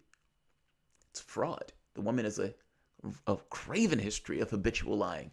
And mainstream media gives herself a pass. Somebody said, oh, this has become the Elizabeth Warren hate channel. Are you fucking kidding me? Elizabeth Warren they massage her gently on every network. The fact that she's been lying about being a Native American doesn't matter. The fact that she's been lying about the elopements and all this other stuff, even the lying about the Harvard stuff, I'm sorry, that stuff is problematic to me. White is on her birth certificate. And I say that with kind of a jokingly thing, because if white is on her birth certificate, why does she have Native American on the bar license? Why is she saying she had to elope when that's not what she had to do? I mean, come on, dog. Certainly this is a problem. And also the irony and indignity of not standing up for... Honestly, the most racist thing that I've ever heard a person say was Joe Biden. Honestly. And I say that no bullshit. I've never heard a person be that brazenly racist and the media give it a pass. Joe Biden gets on stage and said black folks don't know how to raise their kids, and that we should send government workers to help them raise their kids. That's mind-blowing. The fact that his crackhead son, or his son ended up being a crackhead, that in and of itself kind of blows that theory out the window, unless Joe Biden didn't let his kid listen to enough record players. I would say this. If I, and I'm saying that from the standpoint of Joe Biden getting the black vote, that's the context. If I am pretending to be a person of color, an indigenous person, and so much so that I have it on my bar license, the moment that Standing Rock comes up, I am setting myself on fire. I just am. Like, I'm flipping out. I am standing on the sides of the Native Americans in that case, because seeing as that I've brazenly used the edifice of Native Americanism for my own career advancement, I don't care if she got an advantage of it. I care what's in her head, and I suspect strongly what was in her head was she was going to get some kind of advantage out of it. And those people who give her a pass on that, I think that's nonsense. My grandfather, I keep making this point. My grandfather, literally, his grandfather was Native American. Like, this wasn't like so many generations away where I couldn't see it. I could look at my grandfather and see it. And what I mean is, say Cherokee, my grandfather was Native American. You can look at him and tell. He was like half or something. I never self-identified. Like the self-identifying to me is something different. And this notion that you're flipping back and forth over the course of your life, you are what you are. And she is doing this. I'm sorry. I don't believe for a moment that she didn't do this for some kind of effect or some kind of advantage. Choose wisely. Choose wisely. That's all I'm saying. That's all I'm saying. If I call myself a Native American for all those years, I would be setting myself on fire at Standing Rock. That's all I'm saying. And that brings me to my next case. This. Bernie Sanders had a heart attack. But they said Bernie Sanders had a heart attack the very first day they announced it. They said Bernie Sanders was having chest pains and that there was a blockage. And they put a stent in to remove the blockage. That is literally the definition of a heart attack. I don't know why that was shocking to anybody else. I just thought, I even said to my wife, Bernie Sanders had a heart attack. Now, media who's monetized reality. And understand what that means. It's not enough. Say for the moment, there was no profit motive in media. Let's look at it in two ways. There's no profit motive. Your job is just to report, this is just what happened. And you come on and say, Bernie Sanders was having chest pains, and we believe that he might have had a heart attack. And you go about your way. Monetized reality is different. Because monetized reality need to come up with a story.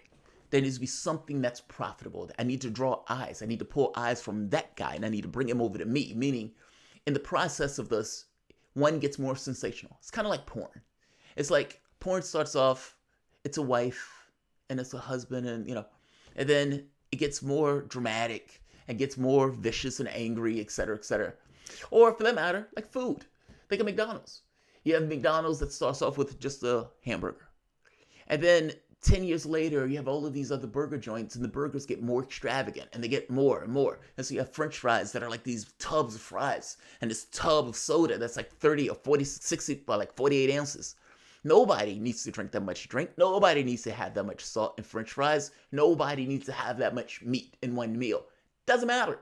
They don't put it there for what people need. They put it there just because they need to be more extravagant than the other person to draw human beings to it. It's monetized reality. Media is the same way. It gets more and more sensational and more salacious in order to draw eyes. It's not enough to tell you what happened. There needs to be something else there. So instead of Bernie Sanders had a heart attack, or Bernie Sanders it's Bernie Sanders had his heart attack. How long is Bernie Sanders going to hide his heart attack? We don't know enough about what Bernie Sanders is. It becomes this nefarious, mysterious thing. Bernie Sanders had a heart issue. They put in 2 stents The family comes out on the third day and said Bernie Sanders had a heart attack. But like I said, he for the most part gave the definition of it. Media just wanted him to say the words heart attack. That can be used in all sorts of ways, in which case they wanted him to say it. Sanders will be on the debate stage. Sanders had a procedure that millions of Americans had over the last year. Sanders had a procedure that Dick Cheney had when he was 30 years old. He's been running a hellish pace. I have family that have had stents put in. I've had stents put in, not in my heart, but in other areas. Sanders will be okay. He will be better than new. Hospital a few hours ago.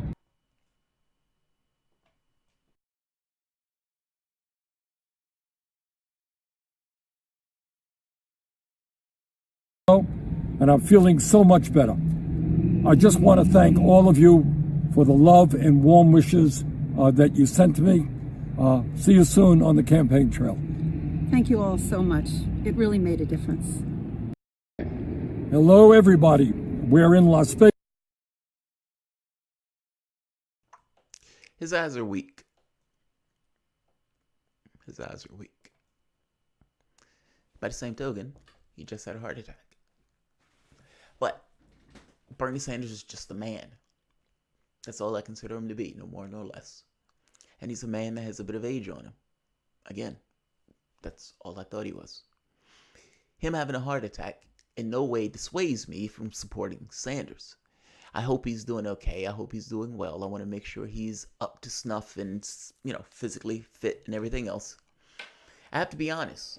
If my name is Bernie Sanders, however, I'm probably not listening to my doctor's advice. Maybe in the short term, maybe for a few days. But I am probably hell-bent in getting back to somewhat of a hellish pace. His wife, who loves him, is going to have to some degree be somewhat of a bellwether on that particular front. And hopefully Jane Sanders would do just that. He's going to have to moderate himself between now and the election time. Because sometimes you can push yourself to a way that is counterproductive to your aims and what you want. Him coming out here is necessary for the campaign. Just to be clear.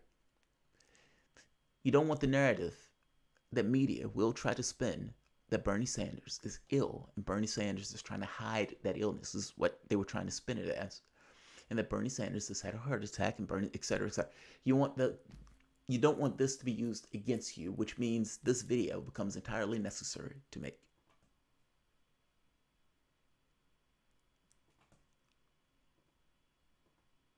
Come on.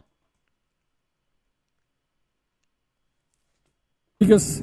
I just got out of the hospital a few hours ago, and I'm feeling so much better. I just want to thank all of you for the love and warm wishes that you sent to me. See you soon on the campaign trail. By the way, this could happen to anyone. It could happen to anyone. So, this is one of those things that just is what it is. It's a pain in the ass, of course, but you just deal with it as it comes along. It's not something that incapacitates the campaign. On one other point, before I get to my main point. This is Sanders' Medicare for All plan. This is Vox.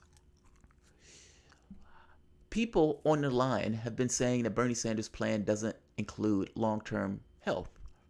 And I kept making a point like, what are you talking about? You guys are making shit up. The saying that Sanders came up with right here.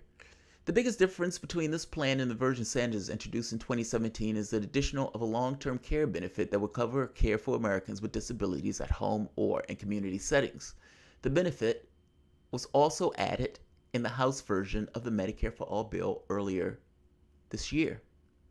This plan is significantly more generous than the single-payer plans run by America's peer countries. The Canadian healthcare system, for example, does not cover vision or dental care, prescription drugs, rehabilitative services, or home health services. Instead, 2/3 of Canadians take out private insurance policies to cover the benefits. The Netherlands had a similar set of benefits. It also excludes dental and vision, as does Australia. think about what we're saying here. The plan that Sanders has made outstripes the peer nations. Sanders is literally trying to make America the #1 nation for healthcare. When you ask me or anybody else, in meaning the other campaigns, and they say, well, my person has single payer plus, or my person has Medicare this or Medicare that. Bernie Sanders' healthcare plan is literally better than the other nations in regards to what they would consider to be a single payer healthcare plan. And Vox goes as far as says significantly more generous, including, yes, long-term care. Don't be gaslit. Other campaigns are trying to push whatever they're trying to push. Don't be gaslit. Medicare for all is essentially the gold standard. If somebody else, this notion of having, hey, well, the employer can provide insurance or something like that. I'm not for a two-tier system. Full stop. And there is something to be said for who do I trust in this particular regard. I trust the guy that's been pushing for it for the last 20, 30 years. That's who I trust. Everybody else, the Johnny-come-latelys, can take a pass. Just saying. While I'm talking about Sanders, it is important, and significantly so, that as Sanders getting better, let's say it that way, as he gets better, it becomes extremely important, very much so, that Sanders, on the next debate stage, creates a division and a separation between him and Warren. It was important in the previous debates, to some degree, to have other lefties on stage who can kind of have the fight and push back on this stuff and everything else. However, you're at the point where distance and whatever truce you two had needs to come to an end.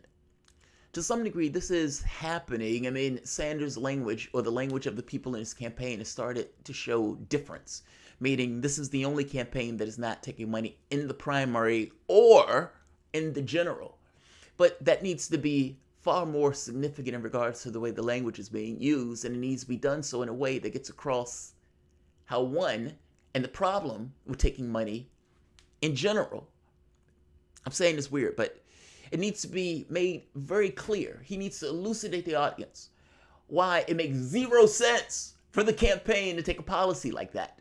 And yes, may bring up the point that the reason that she potentially is doing this because she realizes it looks bad. However, you can't say you're going to somehow blow off all of these things, all of these incentive structures that exist that allows money in politics to influence political behavior. And you're going to say, fuck all to that, while also be a part of that system. Yeah, he needs to make that clear. Are you in this race to win it or not?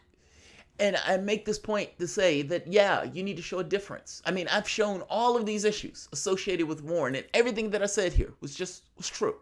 I didn't make shit up. I didn't, hit dinger in something that was unfair. All of that stuff was true. And all of it will be thrown at her in the campaign. Billions of dollars thrown at her in the campaign. And even on top of that, if Warren loses, what they're going to turn around and say she just went too far to the left. I consider Warren to be a worst case scenario. And if my name is Bernie Sanders, you should do exactly the same, especially if you actually care about getting these policies enacted. She doesn't care about Medicare for all. Your signature issue, she doesn't care about it. Do you care about it or not? And if you do care about it, then yeah, maybe a little bit of doctor's advice need to be blown off in pursuit of a higher cause. I wouldn't say it if I didn't behave the same way.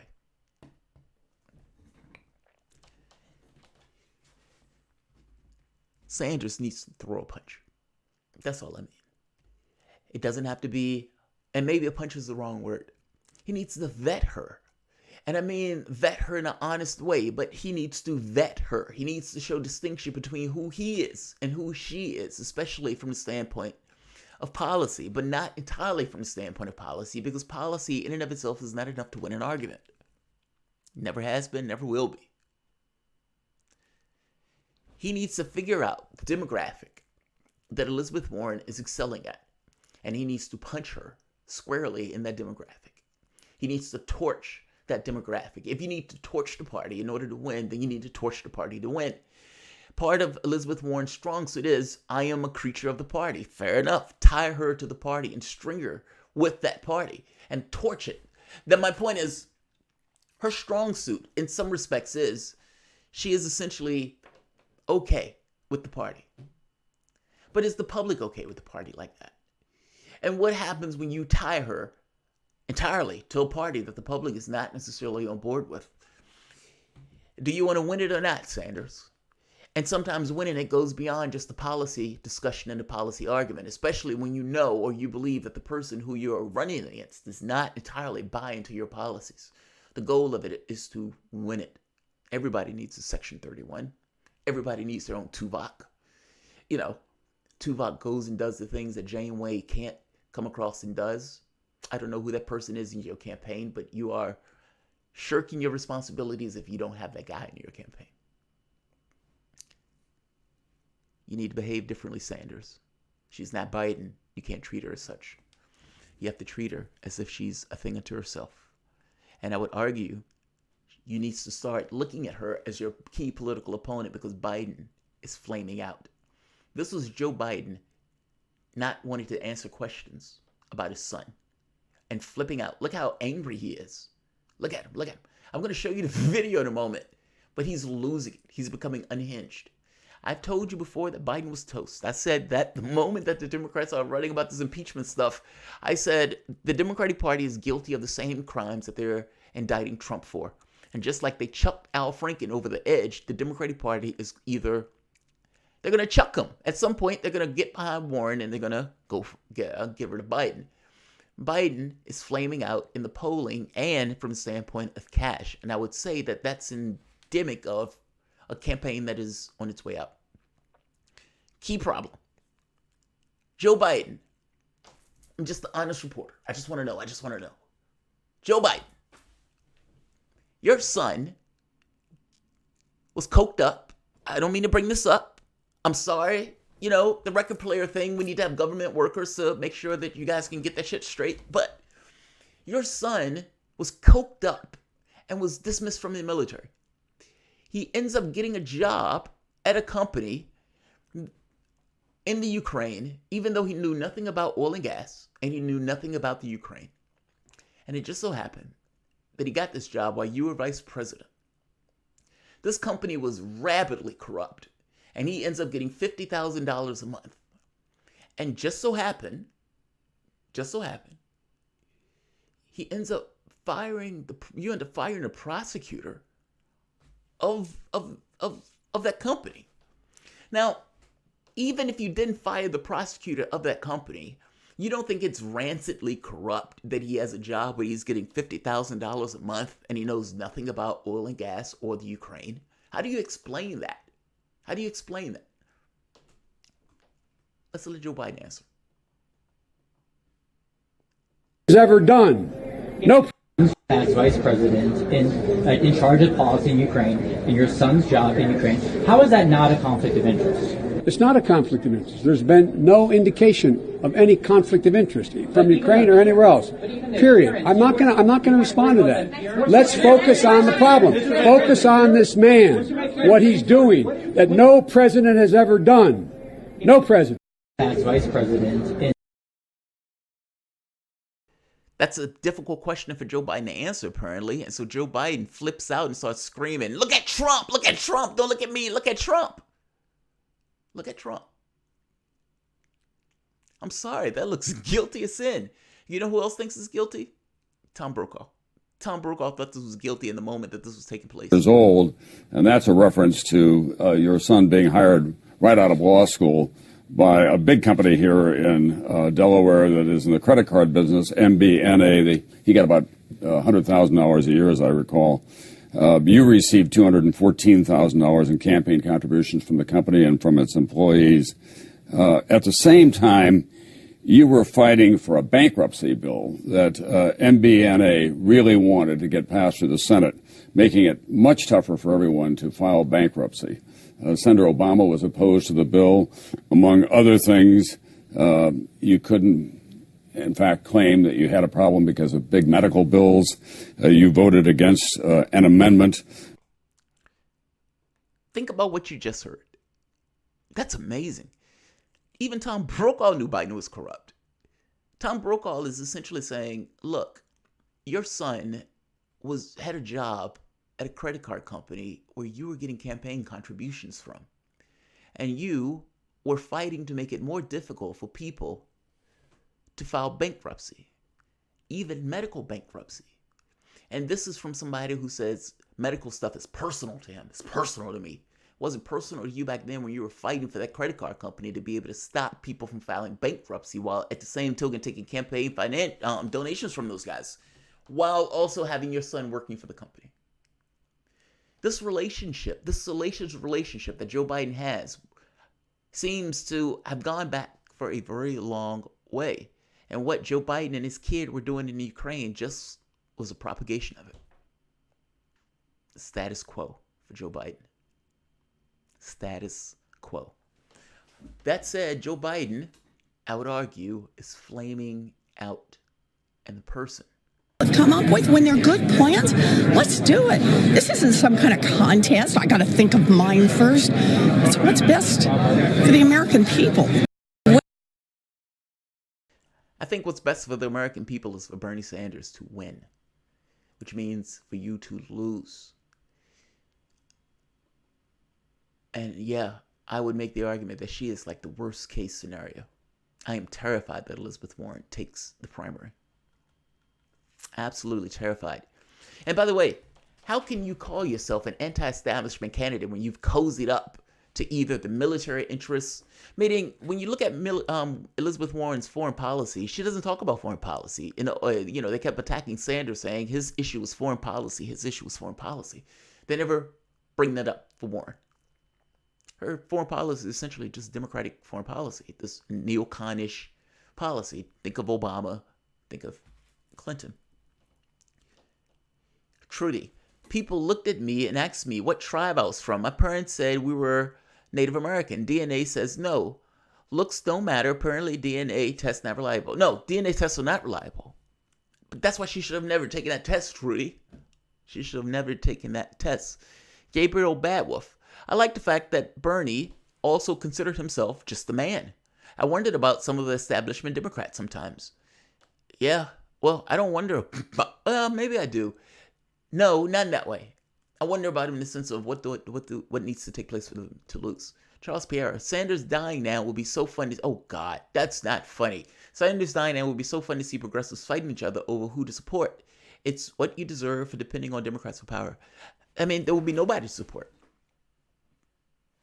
If I'm being honest, I mean, they wouldn't be fighting anybody for support because I'd look at it and say, there's nobody to support. I mean, I've been straightforward with my interests. You have some people who go so far as to say that their main political interest is abortions. They want to stop abortions. And the media looks at those people as sane and rational. I look at those people as absolutely insane. Mine is Medicare for all. That's my litmus test. We have hundreds of thousands of people under Joe Biden's plan are going to die each year on the low side. And we have all of these people now who can't get health care. Do you realize my wife, right now, my wife does pretty well for a job. She has really good health care. And she still has a situation where she doesn't go to the doctor because she doesn't want to deal with the bills associated with health care. We're not atypical. That's not a race issue. That's not a sex issue. That's not anything issue. That's a person issue. That's just across the population of the country itself. There may be some people who are pleased as peached about their health insurance. There's a lot of others, tens of millions of others that are not. And from the standpoint of cutting down on the medical bills, cutting down on these other things, we can have a better healthcare system. I don't believe Warren is going to institute that. And if I'm being honest, I don't entirely believe the other ones are either. Medicare for all was my litmus test. Either support it or you don't. It's a bill. It's not this kind of mythical framework. It's a bill. It's very specific in what it is. They either support it or they don't. My support goes in line with whether or not they support Medicare for all. The moment that they leave it is the moment that they lose my support. I've been honest about it from day one. My argument has been that if everybody else took that tenor, you'd get Medicare for all. The fact that everybody else does not take that tenor means you have all of these candidates being flaky and coming out with these cute names of Medicare for this, Medicare for that. It's a dialectic, right? The moment that you say Medicare for something else, you get across that it's not the actual thing. People distrust you on it implicitly because you're trying to give them a bill of goods. Medicare for whatever. Single payer for whatever. Okay. Well, people know at that point that it's not the original thing. It's something else. And you lose credibility on the whole something else aspect of it. But yeah, that's not funny. And I gotta be honest, I don't necessarily know who I would support. I just don't. I mean, I like Gabbard, but if I'm being honest, Medicare for all is my litmus test. However, that said, whether I like her or not, I do like her on the debate stage talking about anti-war. That I find to be extremely important. Because there's nobody else on that stage just doing that. And from the standpoint of Sanders, I want pushing Sanders to the left. I want her exposing Elizabeth Warren and her foreign policy, meaning I want her to force Warren to talk about her foreign policy one way or the other, either to impeach her statements of catching her lying about something on foreign policy, or at the very least her giving an honest accounting of what she's talking about. You must understand, my issue here is hypocrisy, right? It's being dishonest to me and to the public, conning the public. That's my issue with Warren. I think she's conning the public. The whole campaign finance thing, it's her playing cutesies. That should be exposed. That's a big deal. Her pretending as if I'm not taking money here, but I'm going to take it there. It's dishonest on its face. The whole entire point of it is because she wants to stand beside Sanders. I guess I'm making the point that there's a pattern of dishonesty that gets a pass that I don't like, and that makes me distrustful of her. That's where I'm at. That's my point. That's my only point. Now, before I go, I want to hit something else. All right, right here. My wife diligently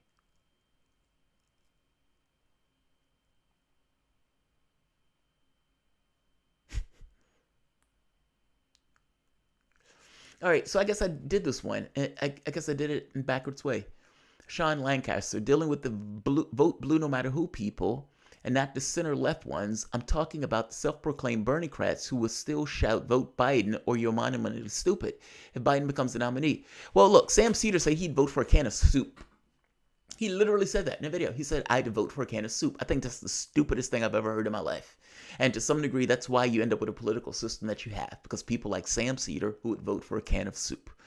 Gladys Lopez, basic income experiment in Stockholm, California. Nice.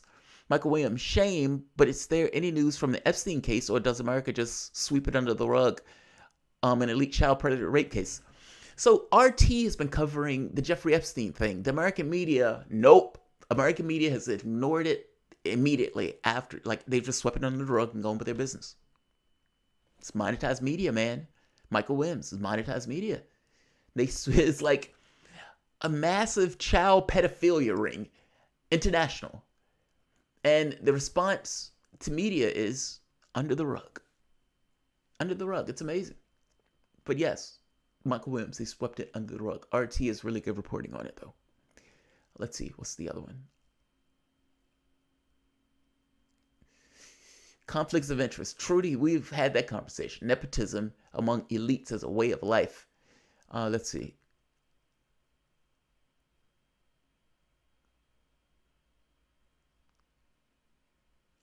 All right.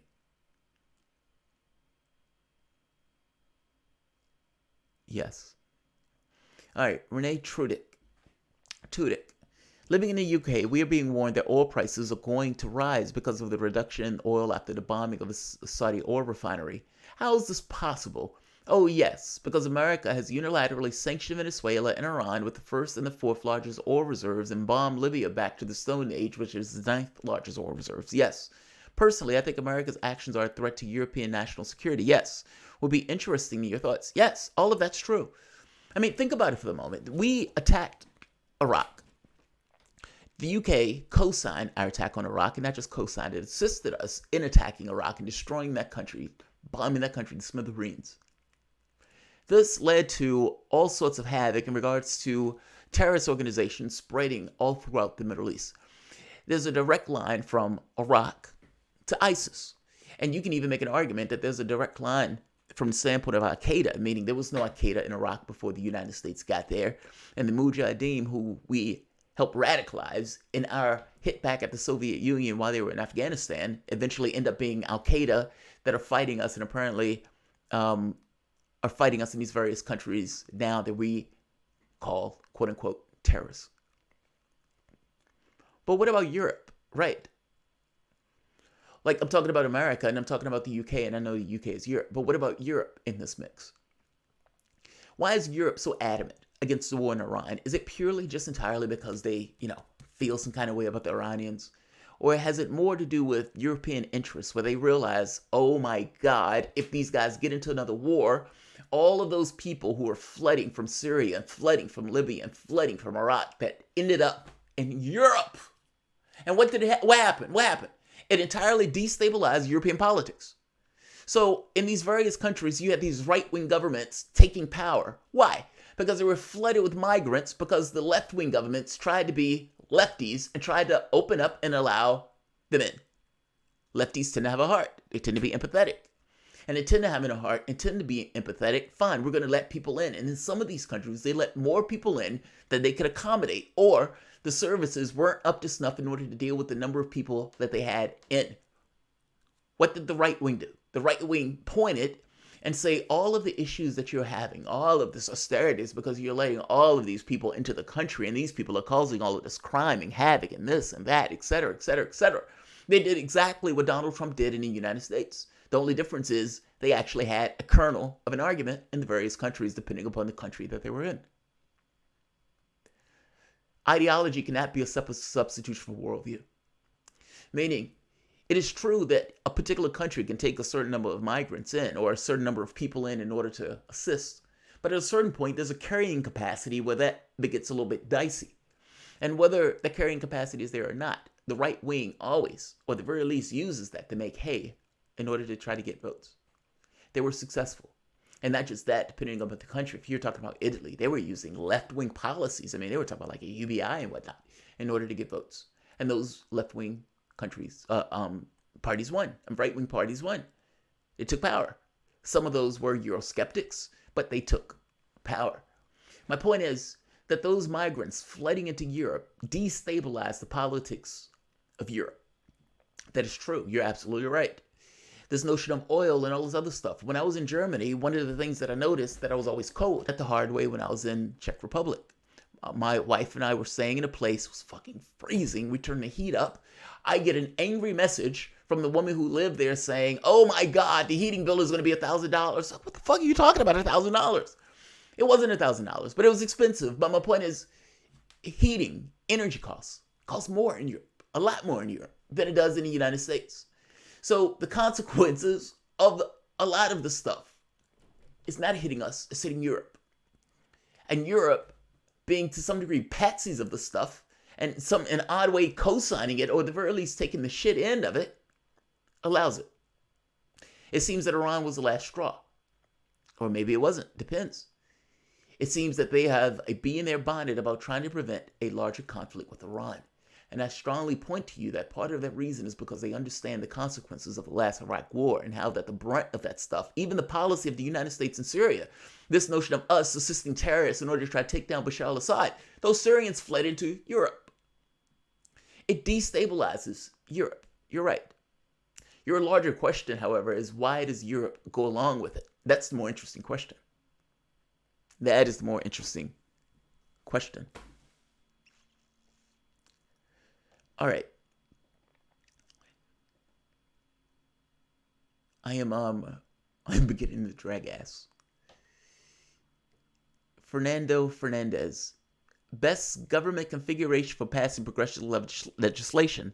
Tulsi, President, Yang, VP, Bernie, Senate Majority Leader, Rokana, and AOC House Speaker. Bernie will write the damn bills. Tulsi will sign them into law. I don't think Tulsi is who you think she is on all of these things. I mean, look, Andrew Yang is the Asian man that wants to give you money. Yes. What is Andrew Yang's foreign policy? Do you know? Do you care? Does it go beyond the Asian man that wants to give you money? That's a brand, just like Obama was a brand. Yes, he wants to give you money and all this other stuff. What does that look like in real terms? And Tulsi, look, I like Tulsi, but Sanders has been pushing for this stuff for the last 20 years.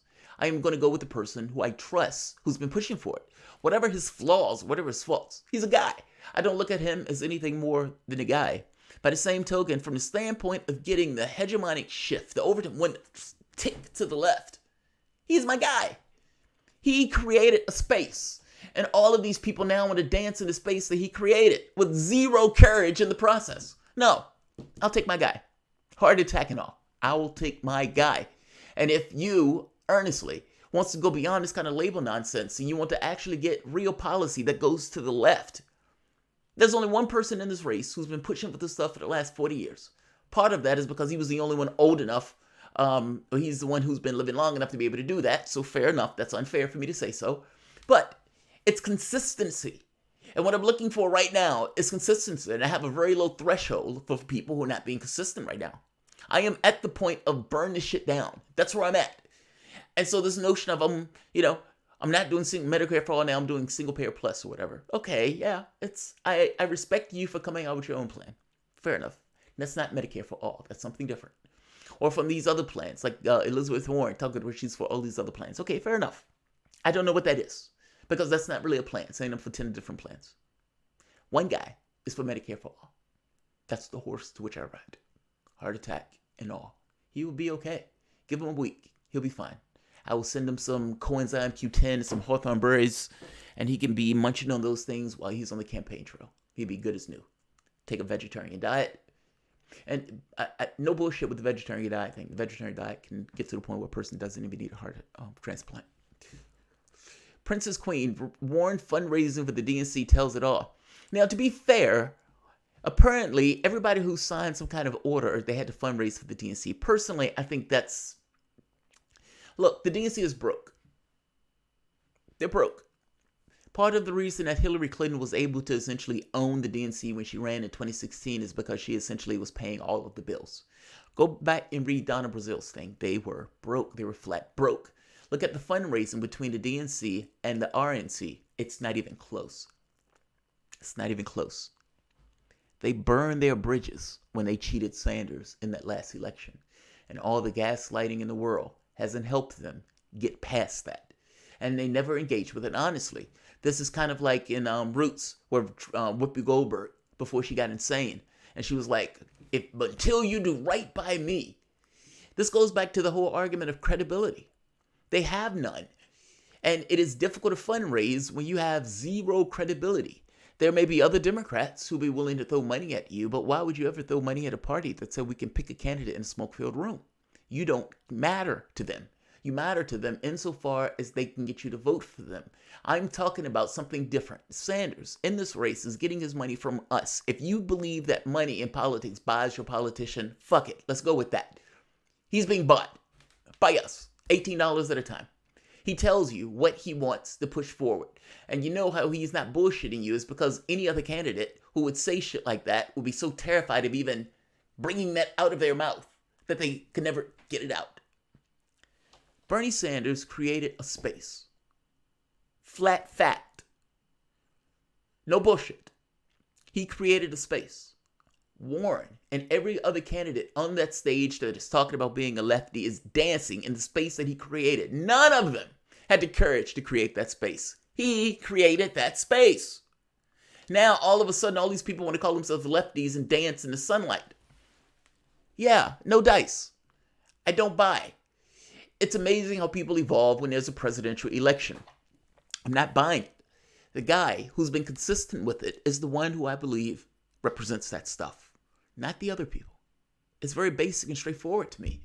One guy has been pushing for various policies for the last 20, 30 years.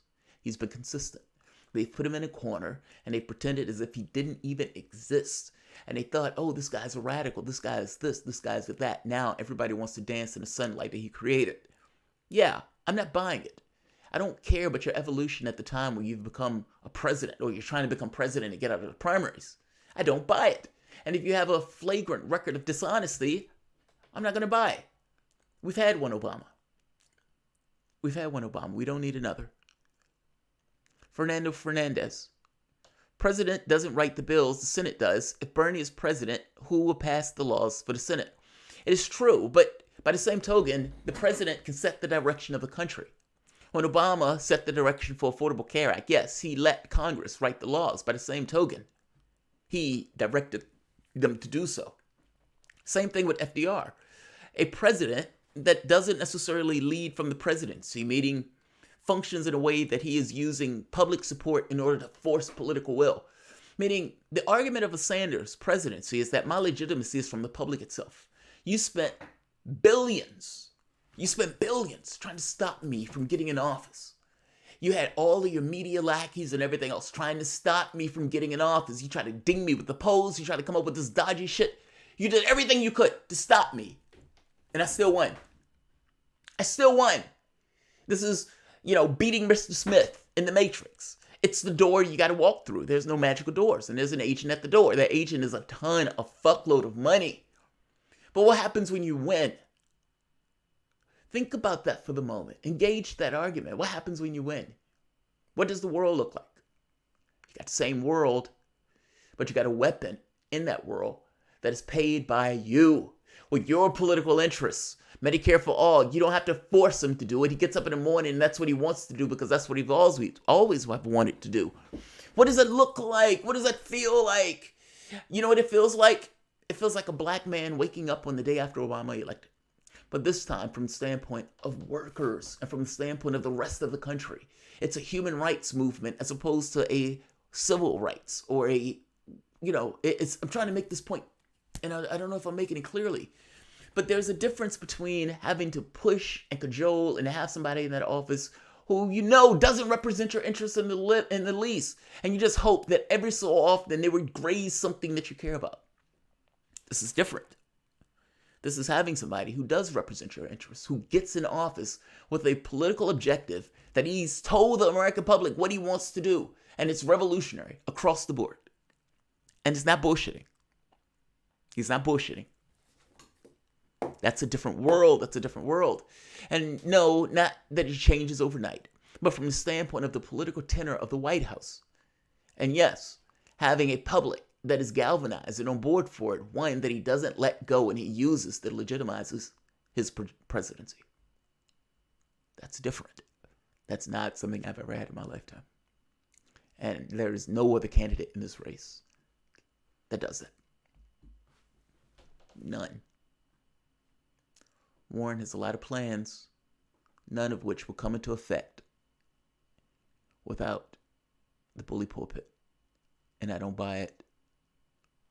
She's been dishonest, even on Medicare for all. Why should I buy the other stuff?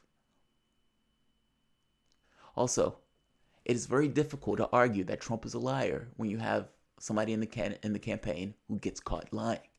And I'm telling you, the billions of dollars that will be leveled at her will be attacking credibility, meaning the Pocahontas thing. You think that's let up? That is not let up at all. That will be reinvigorated with millions of dollars. And right now, the Democratic Party, what they haven't told you is that in the various states, the Republican Party has started running campaigns attacking this notion of the case that they're trying to use for impeachment. And the Republican Party, as you've seen, Trump has just raised $125 million in his campaign. The closest Democrat is $25 million. Yes, that number might get closer, but it seems like the Republican Party is going to be able to swamp the campaign with cash. Sanders gives you public support. Nobody else does. Oh man, I'm terrified that Warren wins the primaries. You have no idea. I'm terrified that she wins the primaries because I think she gets crushed by Trump. They ran ads during NFL games today, yeah.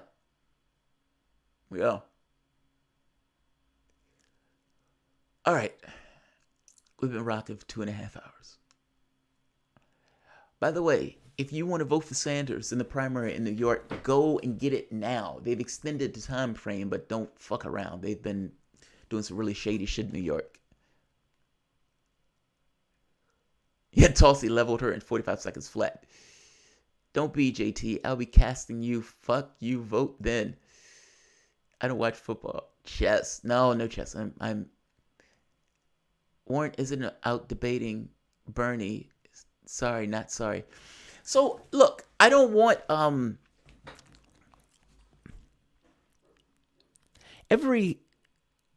everybody's different, right? Like, not all campaigns are the same.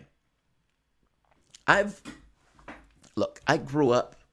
I am a creature of my environment. I'm a creature of my environment. My understanding of politics is just based on observing politics, and reading books on it. I mean, or political philosophy, but more so, observation. I think is more in tune because what takes place from the standpoint of politics changes. If you and I think of politics like a marriage, political parties and all this other stuff. If you love your wife, you two may fight, but there are limits in the way that you fight. You're not going to take out a knife and try to cut her throat. Ultimately, you may argue, you may bitch at one another, but ultimately there are limits to the degree that you go. Why? Because you care about the marriage more. You decide, I love my wife, and I want to be with my wife, and you know that if you go to certain areas, you won't be with your wife. Meaning, if my wife spits on me, this relationship is over with. If my wife cheats on me, this relationship is probably over with. Unless we come up to some agreement for, where we can mess around, but I don't think I can live up to that. So that's probably a no. Even though I look at marriage as a cultural artifact, I still, that shit's still in my head. My point is this. Politics is the same way. As long as the people who are involved in a political discussion within the context of a country look at it and say, look, despite us having this political rivalry, the country itself matters more. So there are certain things that we don't do. So I am not going to work with a foreign government to ding my political opponent. Ronald Reagan did this. Richard Nixon did this. So fair enough, that's something that we've blown past, but we haven't done it brazenly like with the Democrats in Ukraine in the case of the 2016 election. The moment that we decide to blow past those things, then the country doesn't matter more. And all sorts of things become fair game. And the legitimacy of the system itself entirely just breaks down. You just have partisan actors that are just trying to go after the other party. They don't necessarily care the ramifications of those things. And there's not credibility in the process. The laws don't matter. The laws are just being used to attack political opponents. The moment that you get to that point, that stuff doesn't matter anymore. It becomes, there's no justice in the system. The system just becomes this kind of, this thing that's there for political gamesmanship. But the way people observe it, people are not wrong for observing it in a way that loses credibility. I gotta be honest. And that's a problematic position to be in. That is a problematic position. This system is illegitimate in the first place. Yeah, unfortunately, it becomes more apparently so. And when it does, this notion of people caring about who won the election starts to go away. My argument is not so much,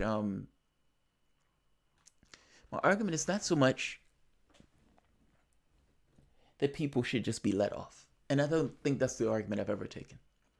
I think my point that I try to make is selective justice doesn't exist. In a system that is using selective justice, it's not justice at all. You can't argue that this is right and this is just in a system that is just massively unjust. Using the political instrument to attack political opponents when you yourself have been guilty of the exact same crimes is an illegitimate system. Just saying. It's not that I like it. I don't even know the answer to it. All right. What is just? Look, I would argue justice doesn't exist. It's a human concept. It's relative and massively subjective. By the same token, as people, there are certain ideas that we accrue around I think if you had to attach anything to justice, it's this notion that in a society, there are certain rules that would govern us only because we have a certain idea that without these rules applying across the board, you have what we have now. Meaning, you don't have to convince me to not murder my neighbor, because ultimately, I know that I don't want anybody trying to whack me. And if we're in a society, we can kind of make agreements on certain things that we do or that we don't do. Now, this is not a perfect process. I think locking people up for pot is not, that's just utterly absurd, even though that would be a law that is passed.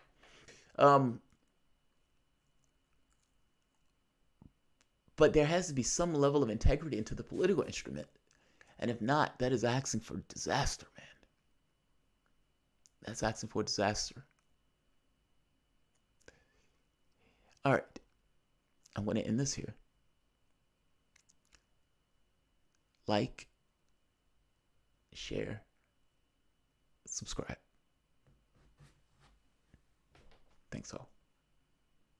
And if my wife was here, she'd say, all right, guys, I want to thank you for all assisting in the... Look, this channel hit 25,000 recently. And that number blows me away.